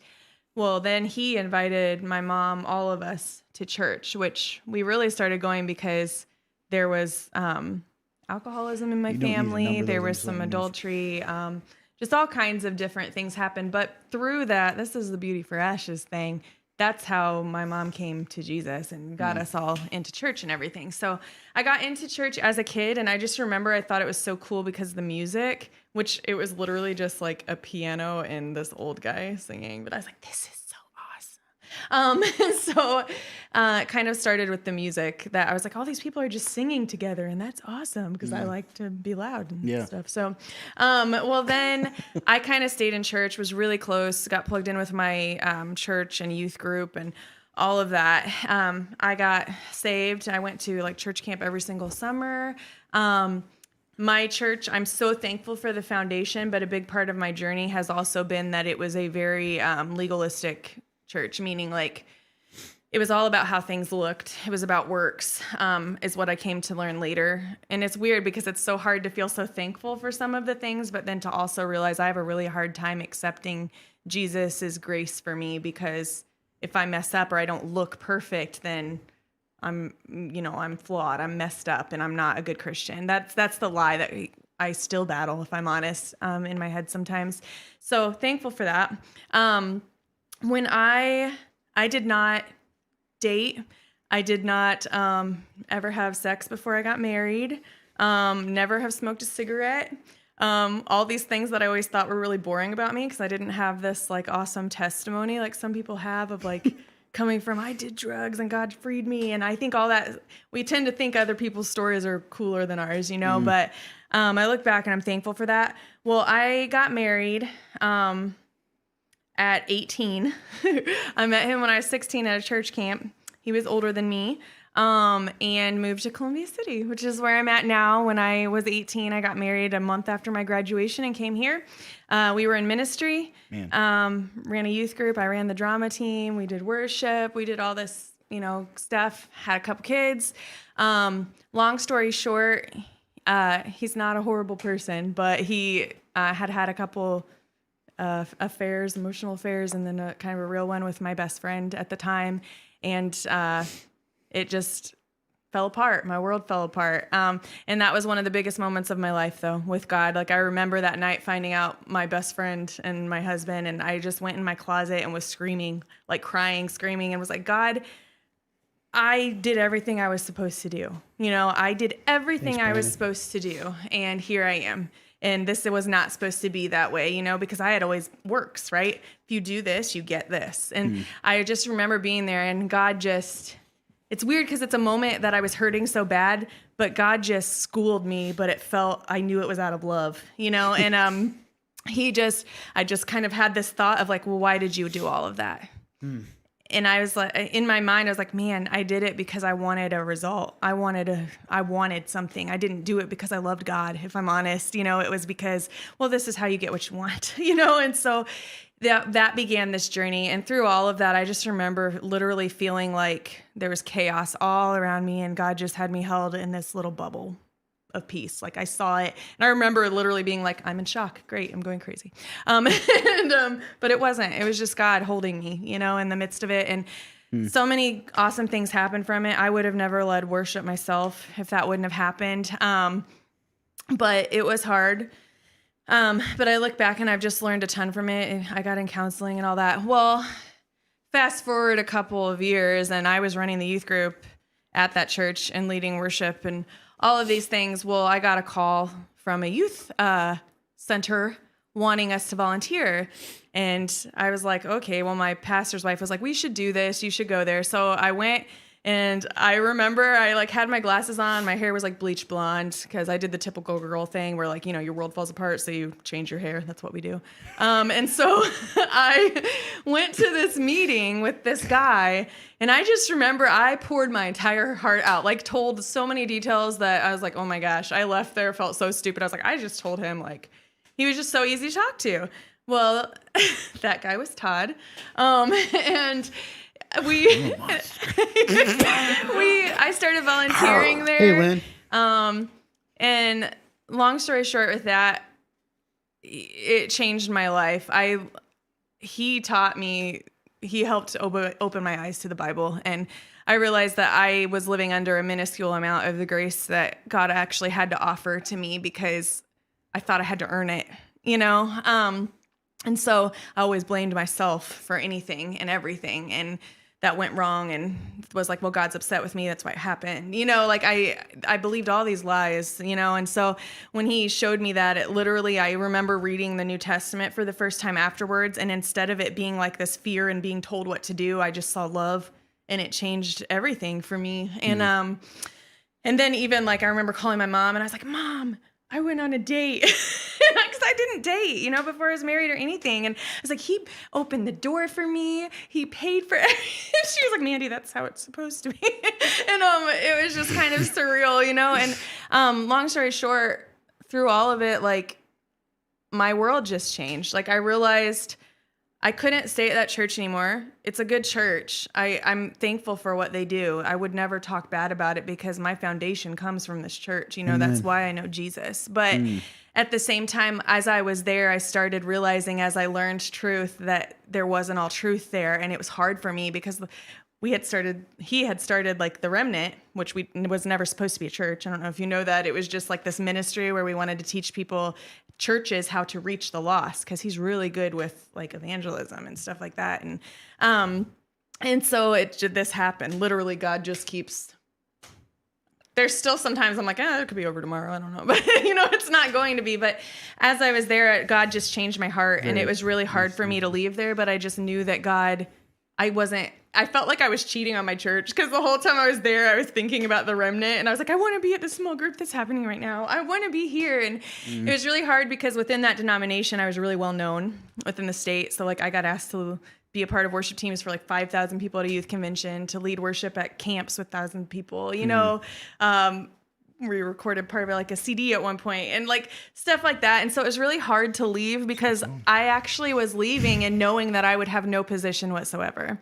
I knew that I was stepping down from being a worship leader, running a youth group, leading a drama team, all these things I'm passionate about. And I just remember crying in bed, and I was like, God, if this is all I was ever meant to do, was reach these kids, was lead worship here, then that's enough, because I just want to please you. And literally the day that I made the decision and left and talked to everybody and came to the Remnant, the worship leader left that day. I literally became the worship leader that day. And it's just been a wild ride. It's crazy, and God has been so good. My favorite thing from the Bible is beauty for ashes, for obvious reasons, and trying to remind myself that all the time when things look like they're in ashes, God's going to do something with it, you know? Now, thank you for sharing a lot of that, because I know that's not always. And listen, again, I always encourage people to understand, like, this get to know is clearly, like, you're skimming the surface here. If you want to know more of her story, you can ask questions. It's Cliff Notes. Yeah, good way to put it. Mandy Cliff Notes. But you can also, if you're at the church or something, you can swing by and ask her questions. Pretty open book. But I want to ask a question and see if you can think through what this means. So the idea, you said, I was living in a minuscule amount of grace, right? What can you go into that a little bit for us? Yeah. So I believed Jesus died for my sins and that I was forgiven by Jesus because of Jesus and was going to go to heaven. I also believed that I could lose it anytime based off of me messing up. So like, I remember all the time when I first got saved, I went to that altar every single week to repent and rededicate my life to Christ, because I was scared all the time. I was like, oh man, what if what if rapture happens and Jesus comes back and I was just lying? I'm going to hell. Like that was literally what I was scared all the time. And I always felt like I wasn't quite good enough. And this grace was really just paper thin, because I could lose it. And, being shown, that's not grace because you don't earn it. You don't earn grace. True grace is a gift from God, from Jesus, and he paid the price. So I can't, Todd says this all the time, you can't lose something that you never paid for. I didn't pay for it. Jesus paid the price, So yeah, I don't know if that clarifies it, but. Yeah. Someone said, please announce winner. I'm so sleepy. I am going to do that real quick, Manny, but that's a really good point. I like what you said there. I also like the idea of you said your grace was paper thin. Sorry, guys. I broke a promise to you. I didn't mean to. Our roulette winner is Jane Finger. Jane Finger, if you're on, you have till 9:58 to claim your prize. If not, I move on to the second person. Jane Finger, are you here? Are you here? You have till 9:58. 9:58. And then if she doesn't respond, I'll move to the next person. We'll see. Yeah. So, man. Yeah, one of the things I think that's pretty cool about your story, Mandy, is, and I've said this to a lot of people, I think your faith is, I envy in a lot of ways because you don't ever seem to doubt. Thanks, Chris. You don't ever really seem to doubt God's goodness, and I think that's a pretty wild thing. I had a couple weeks ago where, I think sometimes that's the first thing I do. I never doubt his power, right? I don't doubt him as Lord, but I certainly sometimes have trouble doubting him as Father. And some of that comes from, it's easy for me to know the idea of a Lord, right? It's different to understand the idea of loving, gentle, forgiving Father, whatever. It's interesting how everyone has their own, Yeah. It's interesting. So I just wanted to, I think that's really cool. And maybe this is a weird question. Why is that? Why is that you find, if you actually think about it, that it's so easy for you to not doubt his love in that? I think that there's a couple reasons. You too, Chris. As I've gotten to know people who have, my family life was messed up. Don't get me wrong. There's imperfect things and there's habits I have from it that aren't good, but my mom, I have the best mom in the world. Like when she got saved, she never turned back and she just always loved me, And so for me, it was very easy. Like she always loved me and saw the best in me. She is probably still my biggest fan. Like I know she doesn't think it, and I know I'm a very annoying person and I'm very stubborn. And so but she never treated me like that. She always is excited to see me. She always, and I had something to gauge that. My mother showed me Christ, and I also think I love worship. I've done worship, I've been on a worship team since I was 11. And so when you are saturated in worship and you're putting your mind where it's supposed to be, and I think that you have no choice in those moments but to see the goodness of God. And some of it is also just that, man, he's been good to me. Crazy things happen and you think life is over and it's never gonna get better, and he just always comes through. And I think just my testimony and other people's testimonies really help me see the goodness of God. That's really good. To encourage you, Norman says, coming from being in your youth group to now, I'm so excited to see where you came from. And all those years in the youth group, I didn't feel as close to you then as I do now. I think that's a compliment. It is. And that's something people don't realize too, is like, you went straight from high school to having to be a leader of people almost your age. It's pretty wild. Which was tough, right? It's not easy. Because, it wasn't. It was fun. Yeah. Regina says, I can relate to those same feelings. And right after I found out my ex wanted a divorce, I found the Remnant and it changed my life and it's continually changing me. Thank you for being so real and open to us. Love you, Mandy. Melissa. Aw, I love you too. Hey, Chris, we hope you're doing well too. Congratulations, Yeah, I miss you, Janie. Well, I miss him. We were just talking about Chris this We week. were talking about you genuinely, the other I think day. yesterday. I'm talking all about you, Chris Courtney. Wow, that's creepy. Also, Jane wins. Amen. Yay. Jane responded. Yeah, so I just said congratulations, Jane. Oh, weird. Didn't I? Yeah. I think I did. Okay. I did my AJ thing. Well, it's all right. It's just my voice. Amen, Jess. You're absolutely right. We can mess up. We're not perfect, but Jesus is, and that's the key. Got a question here. It's everybody. Well, I'll tell you what, we just get these questions all the time, but I'm a wild man. Go ahead and throw this one up there, man. It's been the day for questions of strangeness. This is short and sweet. Anyway, as we're doing that, guys, if you have any more questions for Mandy, I may come back to that. I feel bad for you because typically this takes up a long portion because people aren't asking questions, but today they came at us with them. I like it. But I do want to say real quick I ramble. that genuinely, I don't talk about this a lot, but I think Mandy, I love you. I love your heart. I love that, you kind of balance me out a little bit, in the sense that one of the things I admire about it is, I'm kind of jaded at times. I love Jesus and he's changed my life, but I still get frustrated at the way of the world, right? And myself. And I think having, being around someone who is able to have that joy, which is an area that Lord knows I'm growing in the fruit of the Spirit, has been beneficial to me and certainly for the church. So we appreciate you. I appreciate you. We probably don't tell you enough. And Lord knows this girl can sing. Oh, absolutely. That's one thing that she didn't talk about. She legitimately, and I think everyone here could say, if you haven't listened, you should come listen just to hear this. But she's a professional level singer. Like, to have someone of your quality, and I say this all the time, at a church our size is unheard of. It's one of the first things I noticed about coming to church here. Thank you. And I don't care what anyone says. This isn't just bias. Her voice. Yeah. I don't think anyone rivals it in this area, in town, maybe even in that position. I really don't. Thank you. No, it's next level. When I came here, Fun turn clean. I literally was like, what the heck? This is on a whole nother level over here. And they're not pro level. Just kidding. Let's just go. I like how you said fun to declare real quick because it's like the second time you spoke in like almost 2 hours. So like there's just random voice that just comes in. Hey, good question here, I think, from Sierra, especially since I know a little about our past. Sierra says, Mandy, did you ever find yourself missing the church before? Even if you realized it wasn't the best place to be spiritually, and how do you heal from that? If personal, I can private message. So if your response to that's personal, just shoot her a message privately. But there are things that I miss. absolutely, we've had this discussion. The church that I came from, and Sierra did as well, knew how to worship, man. Like it was, people would, when you started the music, they would come to the front. Like they wanted to be away from distraction and just worship. And it felt almost more free. And it is free here, but it's not everybody's doing it. Because our church, what's really cool about it is many of the people who are here they didn't come from another church, So it's always a little hard when you leave something that it was very charismatic, okay? So, like, the church I grew up in, people would be, like, running around the sanctuary. Like, it was... Rolling on the ground and stuff? Yeah. Like, but it was, like, a passion and an excitement. And if you can't tell, I'm a very ADHD, hyper-passionate person. I like high energy. I like, so it was hard. And it's hard because...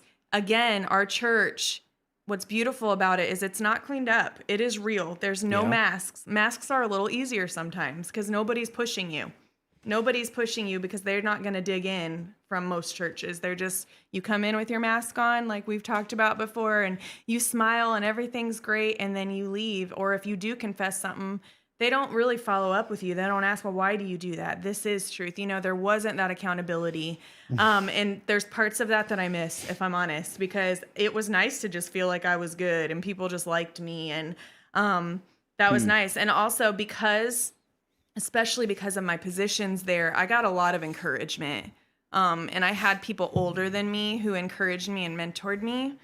And that's something, because I was here at the beginning, it's weird to go from someone who was getting that to being the one who needs to give it. That was really hard for me because I missed it. And it became this, okay, is my faith real or was it all based on people and what I was getting? And so I think that there are things that I miss. And I'm glad I can look back at those memories and have them.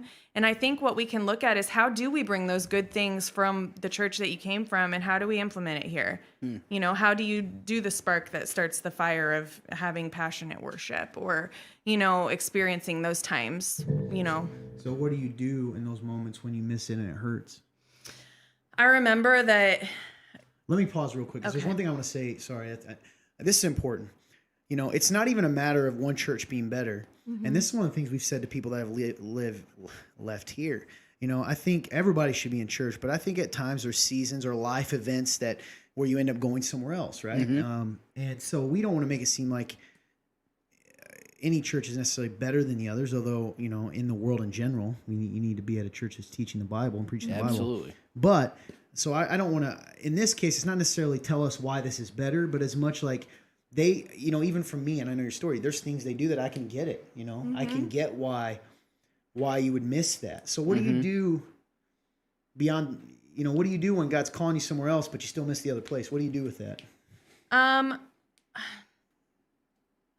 I think for me, I've always been the type of person who, like, I won't always do the thing that makes sense if I feel like God is pushing me in a direction.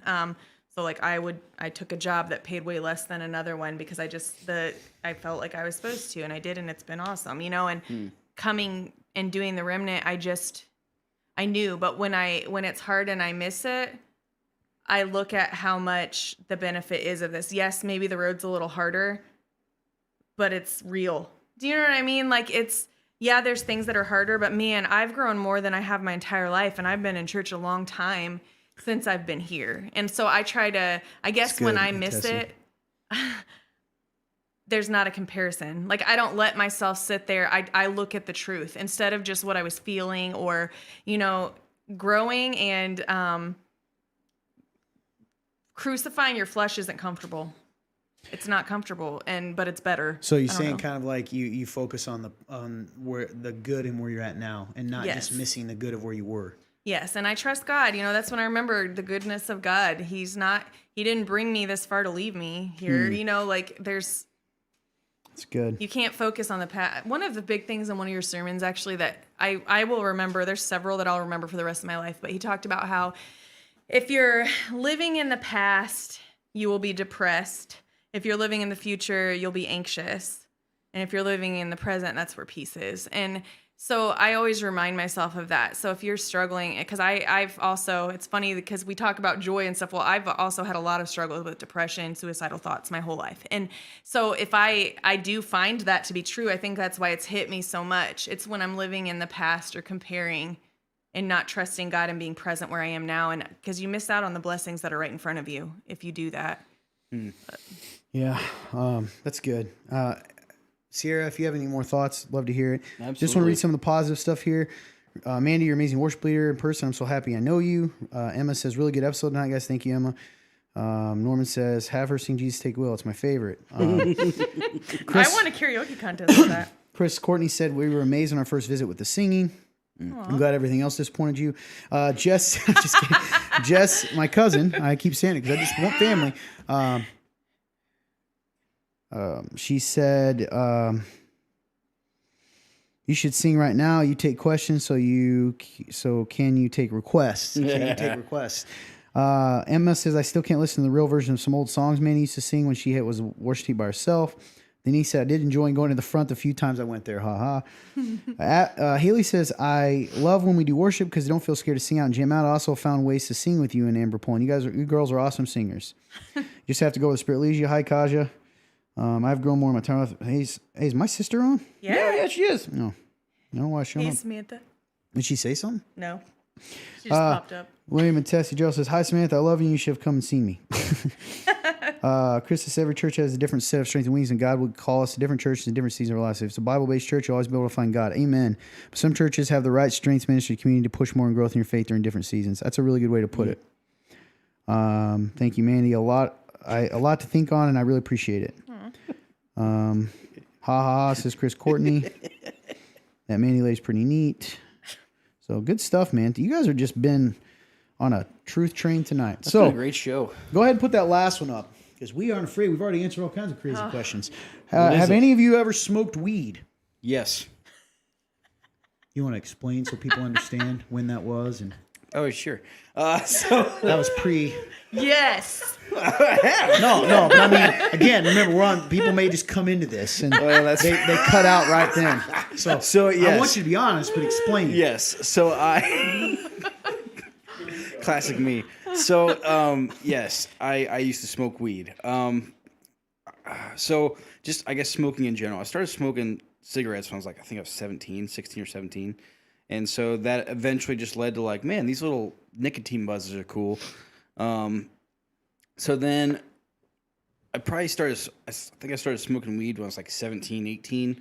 And I probably did that till I was like 21? 21? Yeah, I was 21 when I stopped. And I'm 25 now, almost 26, so it's been a while. And I realized that, you know, that stuff just kind of, I don't know, it clouds you and it numbs you to where you think you're happy, but it's just covering your pain. Same with drinking, same thing. So, Yeah. And you weren't a believer.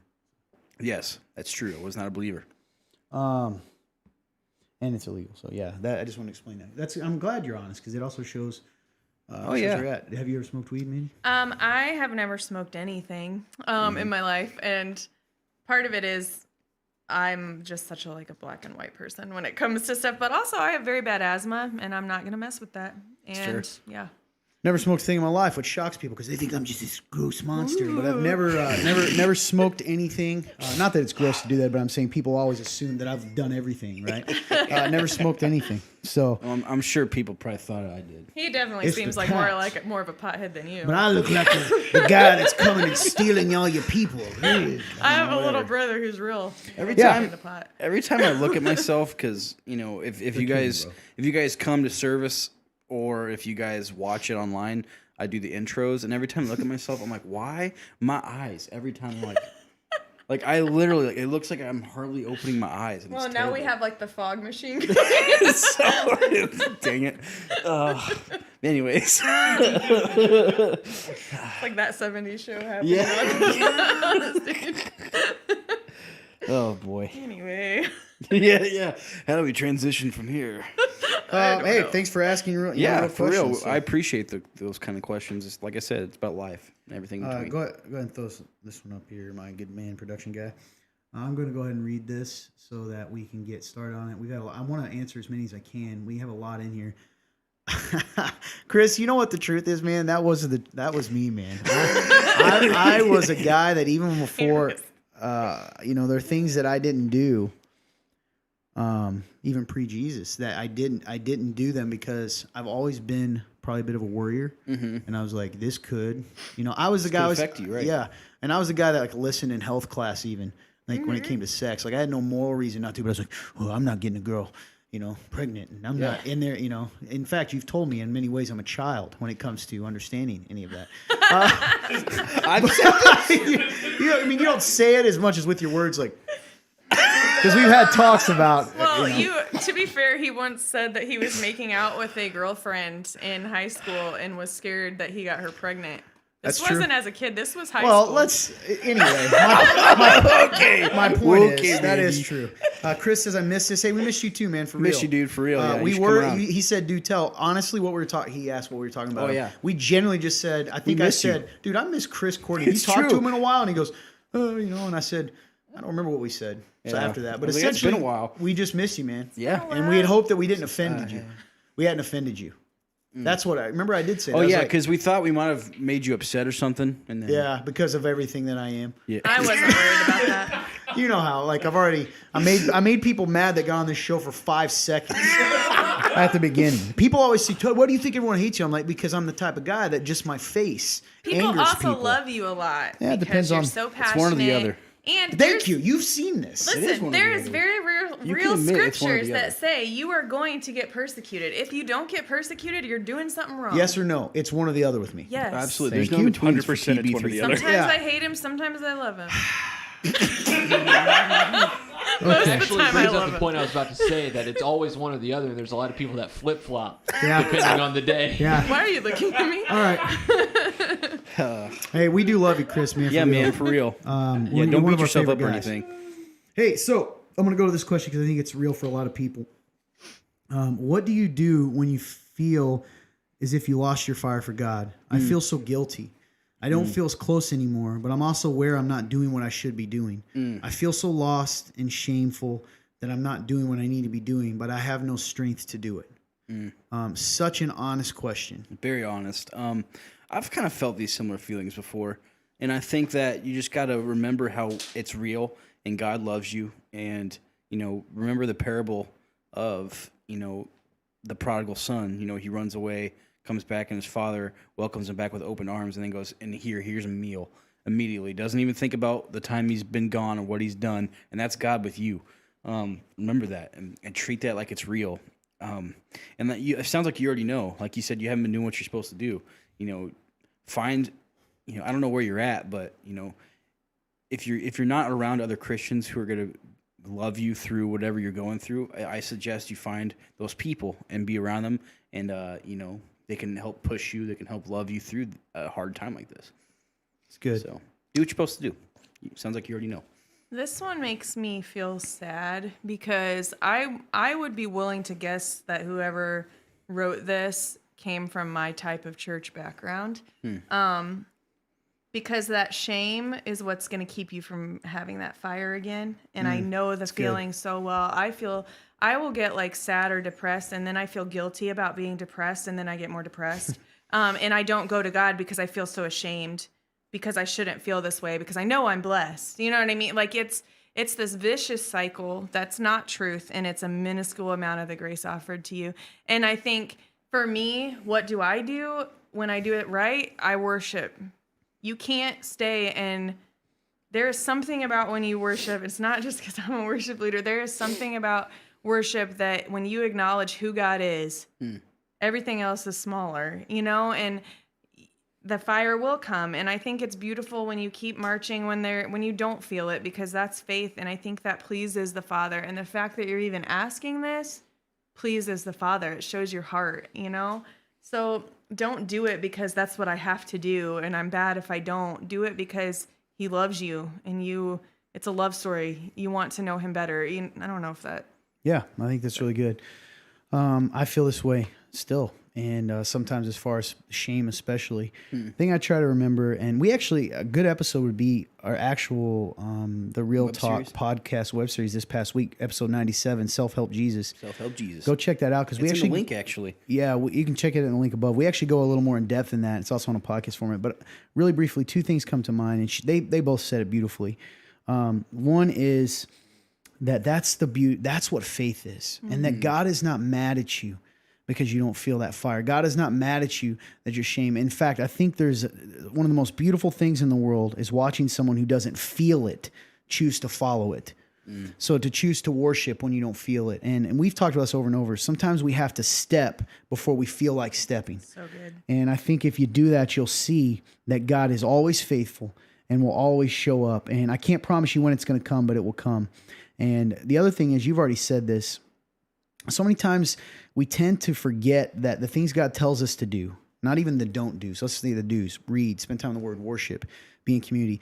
We kind of think it as a suggestion, as something like we should do, could do if we wanted life to be good. The thing about it is that it's truthfully, it's for your good. Right. And just like a tree needs water and sunlight to be healthy, it's not an option for you. You need to be in the presence of God. You need to be in prayer, and you need to be in community, and you need to do what He said to do. And in doing that, over time, just like an unhealthy tree that doesn't get sunlight, over time you will become healthier again. That's a promise, and God is always faithful to His promises. Amen. One other tangible advice. I'm a preacher sometimes, so it goes along, is I like it. focus on loving other people. The more you focus on loving other people, the smaller your issues become. And there's a direct correlation between, like I said, being radically loving other people and feeling, and feeling that fire. It just comes naturally. It's kind of like stoking it. Speaking of which, Norman has several times said he would like you to start saying stoked again. Well, Norman, I'm really stoked that you're on here. That makes one of us. That's so good, Jess. Amen. You're right on. Love you, man. All right. You made fun Sometimes the of me valley because is so it's deep, but the mains you don't Trying stop to climbing if you steal lost my your fire. word. Preach. I love when people, I didn't even see what she said, but to hear another believer, two other believers say the same thing is so cool, and it shows the power of the Spirit, right? It means there's still a spark. Don't give up. Get up and look, and He'll help you to lead and guide Him. Amen. Appreciate you guys. Appreciate my family. Miss them a lot. Cool. Well, I think that's about it. Let me take a gander, make sure we didn't get any sneaky. I know there's some guys we can get to. We'll answer those later because we do promise to answer all of them. Tell Todd, you also asked me to remind you to talk about critical thinking. Not sure. If you Okay. still wanted to. Yeah, I'll say Closing one time. thing. I'll say one. Oh, Krista said something. I missed it. Darn it. I like what she says most of the time. Talk about reigniting. That's like our reignite week, which we need to do sometime. Colesville Venture Reignite. It's good. Critical thinking, and I think given what happened here, today's episode, this is important. So those of you who wanted a little mini sermon, I'm gonna give it to you quick. If you're listening around and you're not a believer, I still think this will benefit you. We live in a culture where we're saturated with tons of sources that are telling us what facts are, what truth is. And It's everywhere. Everyone is telling you that, okay? And they're giving opinions sometimes as truth, and they're giving perspective as truth. And sometimes it's intentional, and sometimes it isn't. Sometimes it's just me giving my perception, and if you don't go look at it, then you're going to believe my perception because, Absolutely. So for instance, this cup, you've probably seen it before. To me, the perception is this cup says Real Talk Live. What's it say on your side? It says I'm Todd. Yeah. But if all you hear is what I described, then the only thing that cup said was Real Talk Live. We have to, okay? So that being said, I think it's so important, guys, to be critical thinkers. And what does that mean? Especially nowadays. Critical thinking means that you're seeking truth and asking questions. I'm going to simplify it. Are you a person who asks questions, or do you accept what you're fed all the time? Even if it doesn't feel right, even if there's evidence to the contrary? Are you a person that looks for truth and facts that back up your viewpoint, truth? Or are you a person that looks for the truth? And I've said this for a long time. I'm a Christian, okay? Because I've experienced God, but also because intellectually I've seen the evidence of God and read and studied. I will never stop being afraid to look and study and have conversations with people that don't believe in God, because even if the truth led me to know God, that's better than believing a lie, which it won't. So hear me, it won't. We're in a time in our culture, and this, despite what you think I'm saying politically, doesn't matter. Doesn't matter what you think politically. This is for both sides. We live in a time when people are trying to demonize you if you don't go with groupthink. Groupthink is when the culture setters in the world, sometimes it's social media now is very powerful. We'll use that. That's why I got so fired up before. They tell you how to think. And I get it. It's hard because we don't really, the news is, it's just hard to know truth anymore. I've even heard people say, I don't know what's true. It's all blurry. Don't stop looking just because it's hard to see. Yep. And be critical thinkers, ask questions from both sides. Don't accept a version of reality just because someone has told you that's the truth.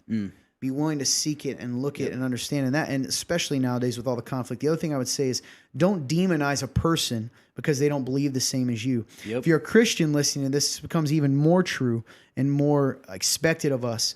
Jesus said a powerful thing. I've been saying it to you guys both personally. I've brought this up numerous times. One of the most powerful things to me recently, and it seems so simple, but I'm going to paraphrase. I'm going to paraphrase this, but it's in the Bible. You can look it up. But paraphrasing, Jesus says, you have said to love your friends, but doesn't even an evil person love their friends? I tell you to love your enemies.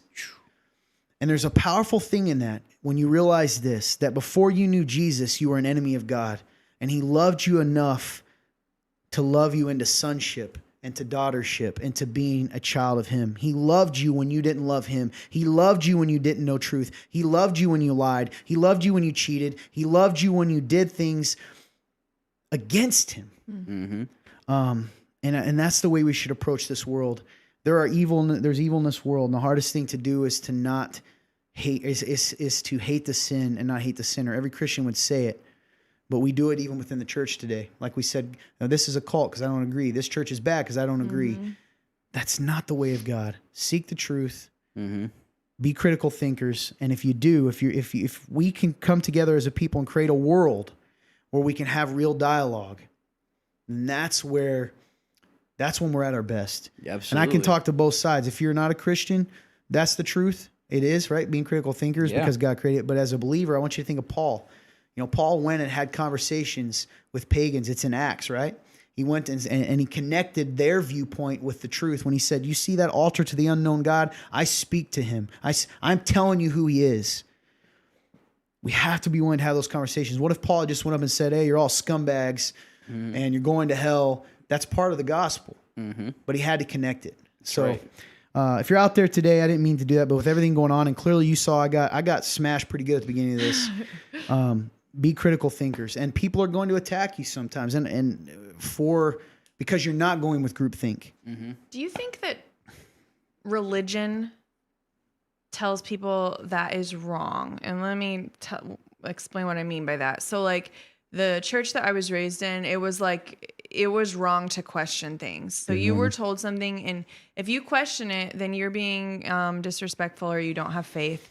And it also makes me think of, I went to Israel last year, and I got to go to like the Wailing Wall, and there was a woman who was Jewish, and they don't believe in Jesus. They're still waiting on the Messiah. And she would not even entertain. We would like ask her questions, and she would tell us about her religion, but would not entertain us at all, wouldn't even listen. We were like, oh, we believe, and she'd cut you off. And like, so sometimes I feel like religions, they tell you to even entertain another idea or to dig deeper is a lack of faith. You just need to trust. Do you know what I mean? Like, do you think that's... Yeah, I think we're afraid. I think sometimes we want to make excuses for God. Like he needs like we're afraid of letting people seek the truth because we're afraid it won't lead to him. But he is the truth. Jesus said, I am the way, the truth, and the life. The truth will always lead to Jesus. If you're looking for it, you'll find him. He says that too. When you seek me with all your heart, you'll find me. Don't quit knocking. Don't quit asking. There's something in that asking. So yeah, I think that's it. I think sometimes it comes from a good place, but I think you can't be afraid of that. And also our desire to make people get saved. We want to make them get saved. So I think that's a big reason why I have grown the most I have in my life is that now I've been allowed and taught to critically think and be like, well, this doesn't make sense. How about this? And then it can be clarified, and I can search out those answers. And my faith is so much stronger because I'm not scared to get in a conversation with people anymore, where I used to be like scared to witness or talk because I'm like, oh, they're going to ask me a question I don't know, Right. And now I'm like not scared to not know because I can think through it. I don't know. Yeah. Hey, I want to slide one more in because it's aimed at you, and you may not get a chance to do this. Ooh. So I will ask the question, and old production guy will get it up. And if you guys need to leave, leave. We love you so much. Thanks for sticking around for a really long show. Thank you for being my friend. It was just a heck of a show today. So, the question is, Mandy, how did you handle the affair? You mentioned some affairs. Do you still co-parent, and is it difficult with everything that has been done? I would say that over time this has changed and it goes through seasons. He is still involved and around because, I have kids, so, he has them every other weekend and on one night of the week and stuff like that. So, I guess I try to I pray for him, honestly, because it is hard at times. I don't want to. Well, listen, I think without, you don't need to talk about even what's right or wrong. What is it? Let me ask it a different way.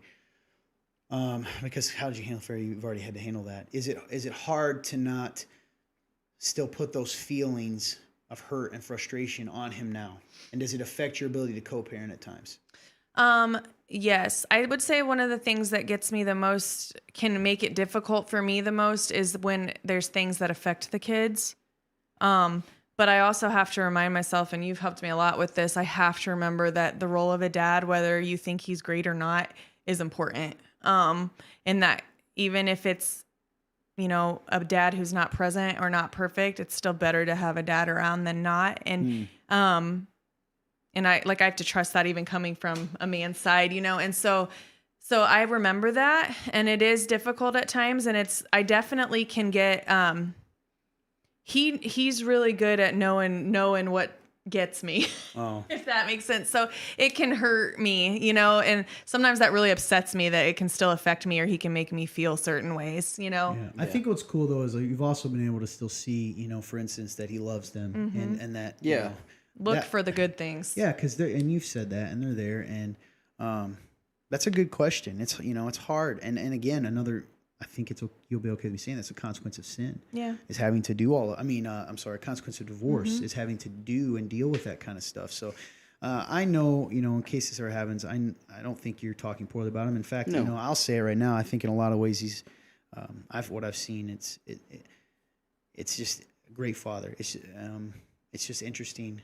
That's a good question of how to not allow that to affect, and also the kids, because you do a good job of not seeing or being frustrated about your past hurts with them now, because that's their dad. And I Yeah, think that's cool. don't ever. That's the best advice I can give. Don't ever talk bad about a parent, your kid's parent, whether you're the guy or the woman. I don't care if they're horrible. That's good. Don't talk bad, because that's still, it hurts a kid to hear bad things about their parents, even if it's true, and just be above that, and look for the good things, because there is something that's good, It's good. Hey, great show today. Thank you guys so much. Absolutely. Norman says, I know the film last question was cool. That film allows me to ask questions to grow and know exactly what I believe. That's awesome, Norman.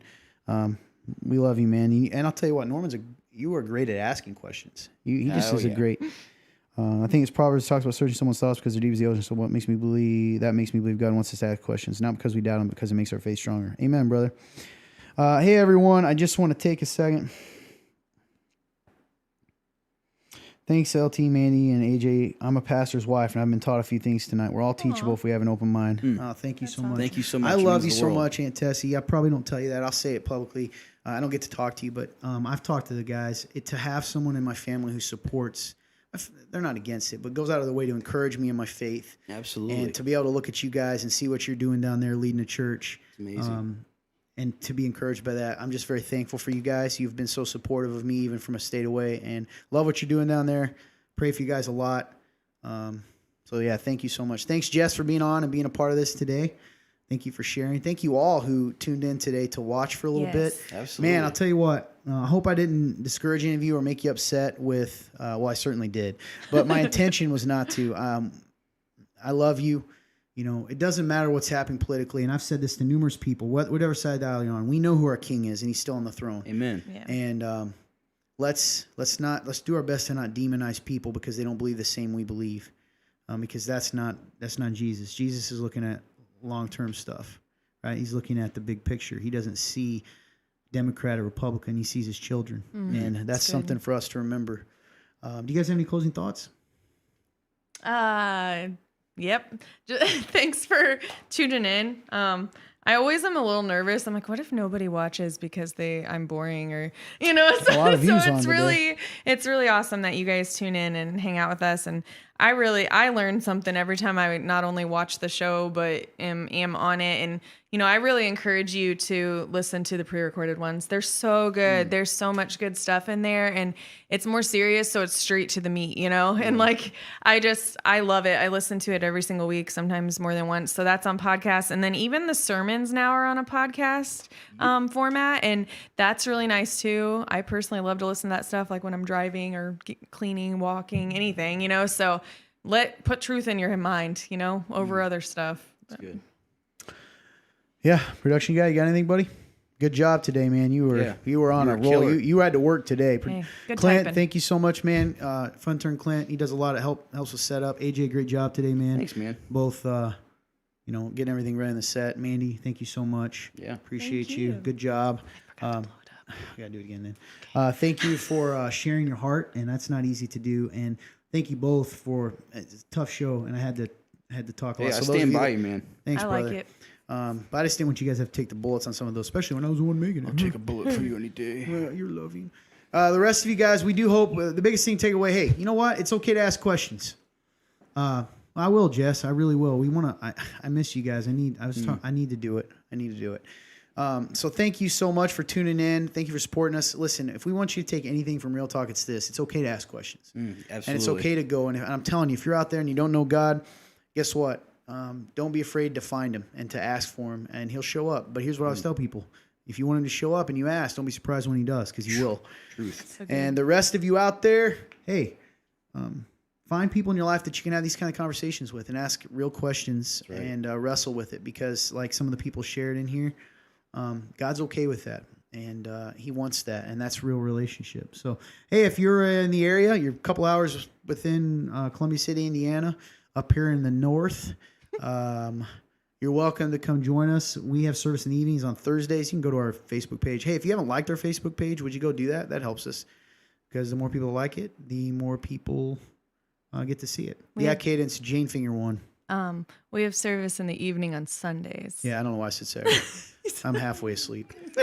Anyway, that's why I kind of stopped and said, why don't you just go to the page? Because it'll tell you. But we also live stream for those of you that I know right now with COVID going on. It can make people nervous. You're welcome to join us. I'm so thankful for that too. Yeah, join us electronically. Other than that, we hope you guys have a great day, great night. Keep praying, keep seeking truth, and pray for us. We need it. Have a great night. God bless you. Search for truth. When we go on, we go all. Don't get that muted in time.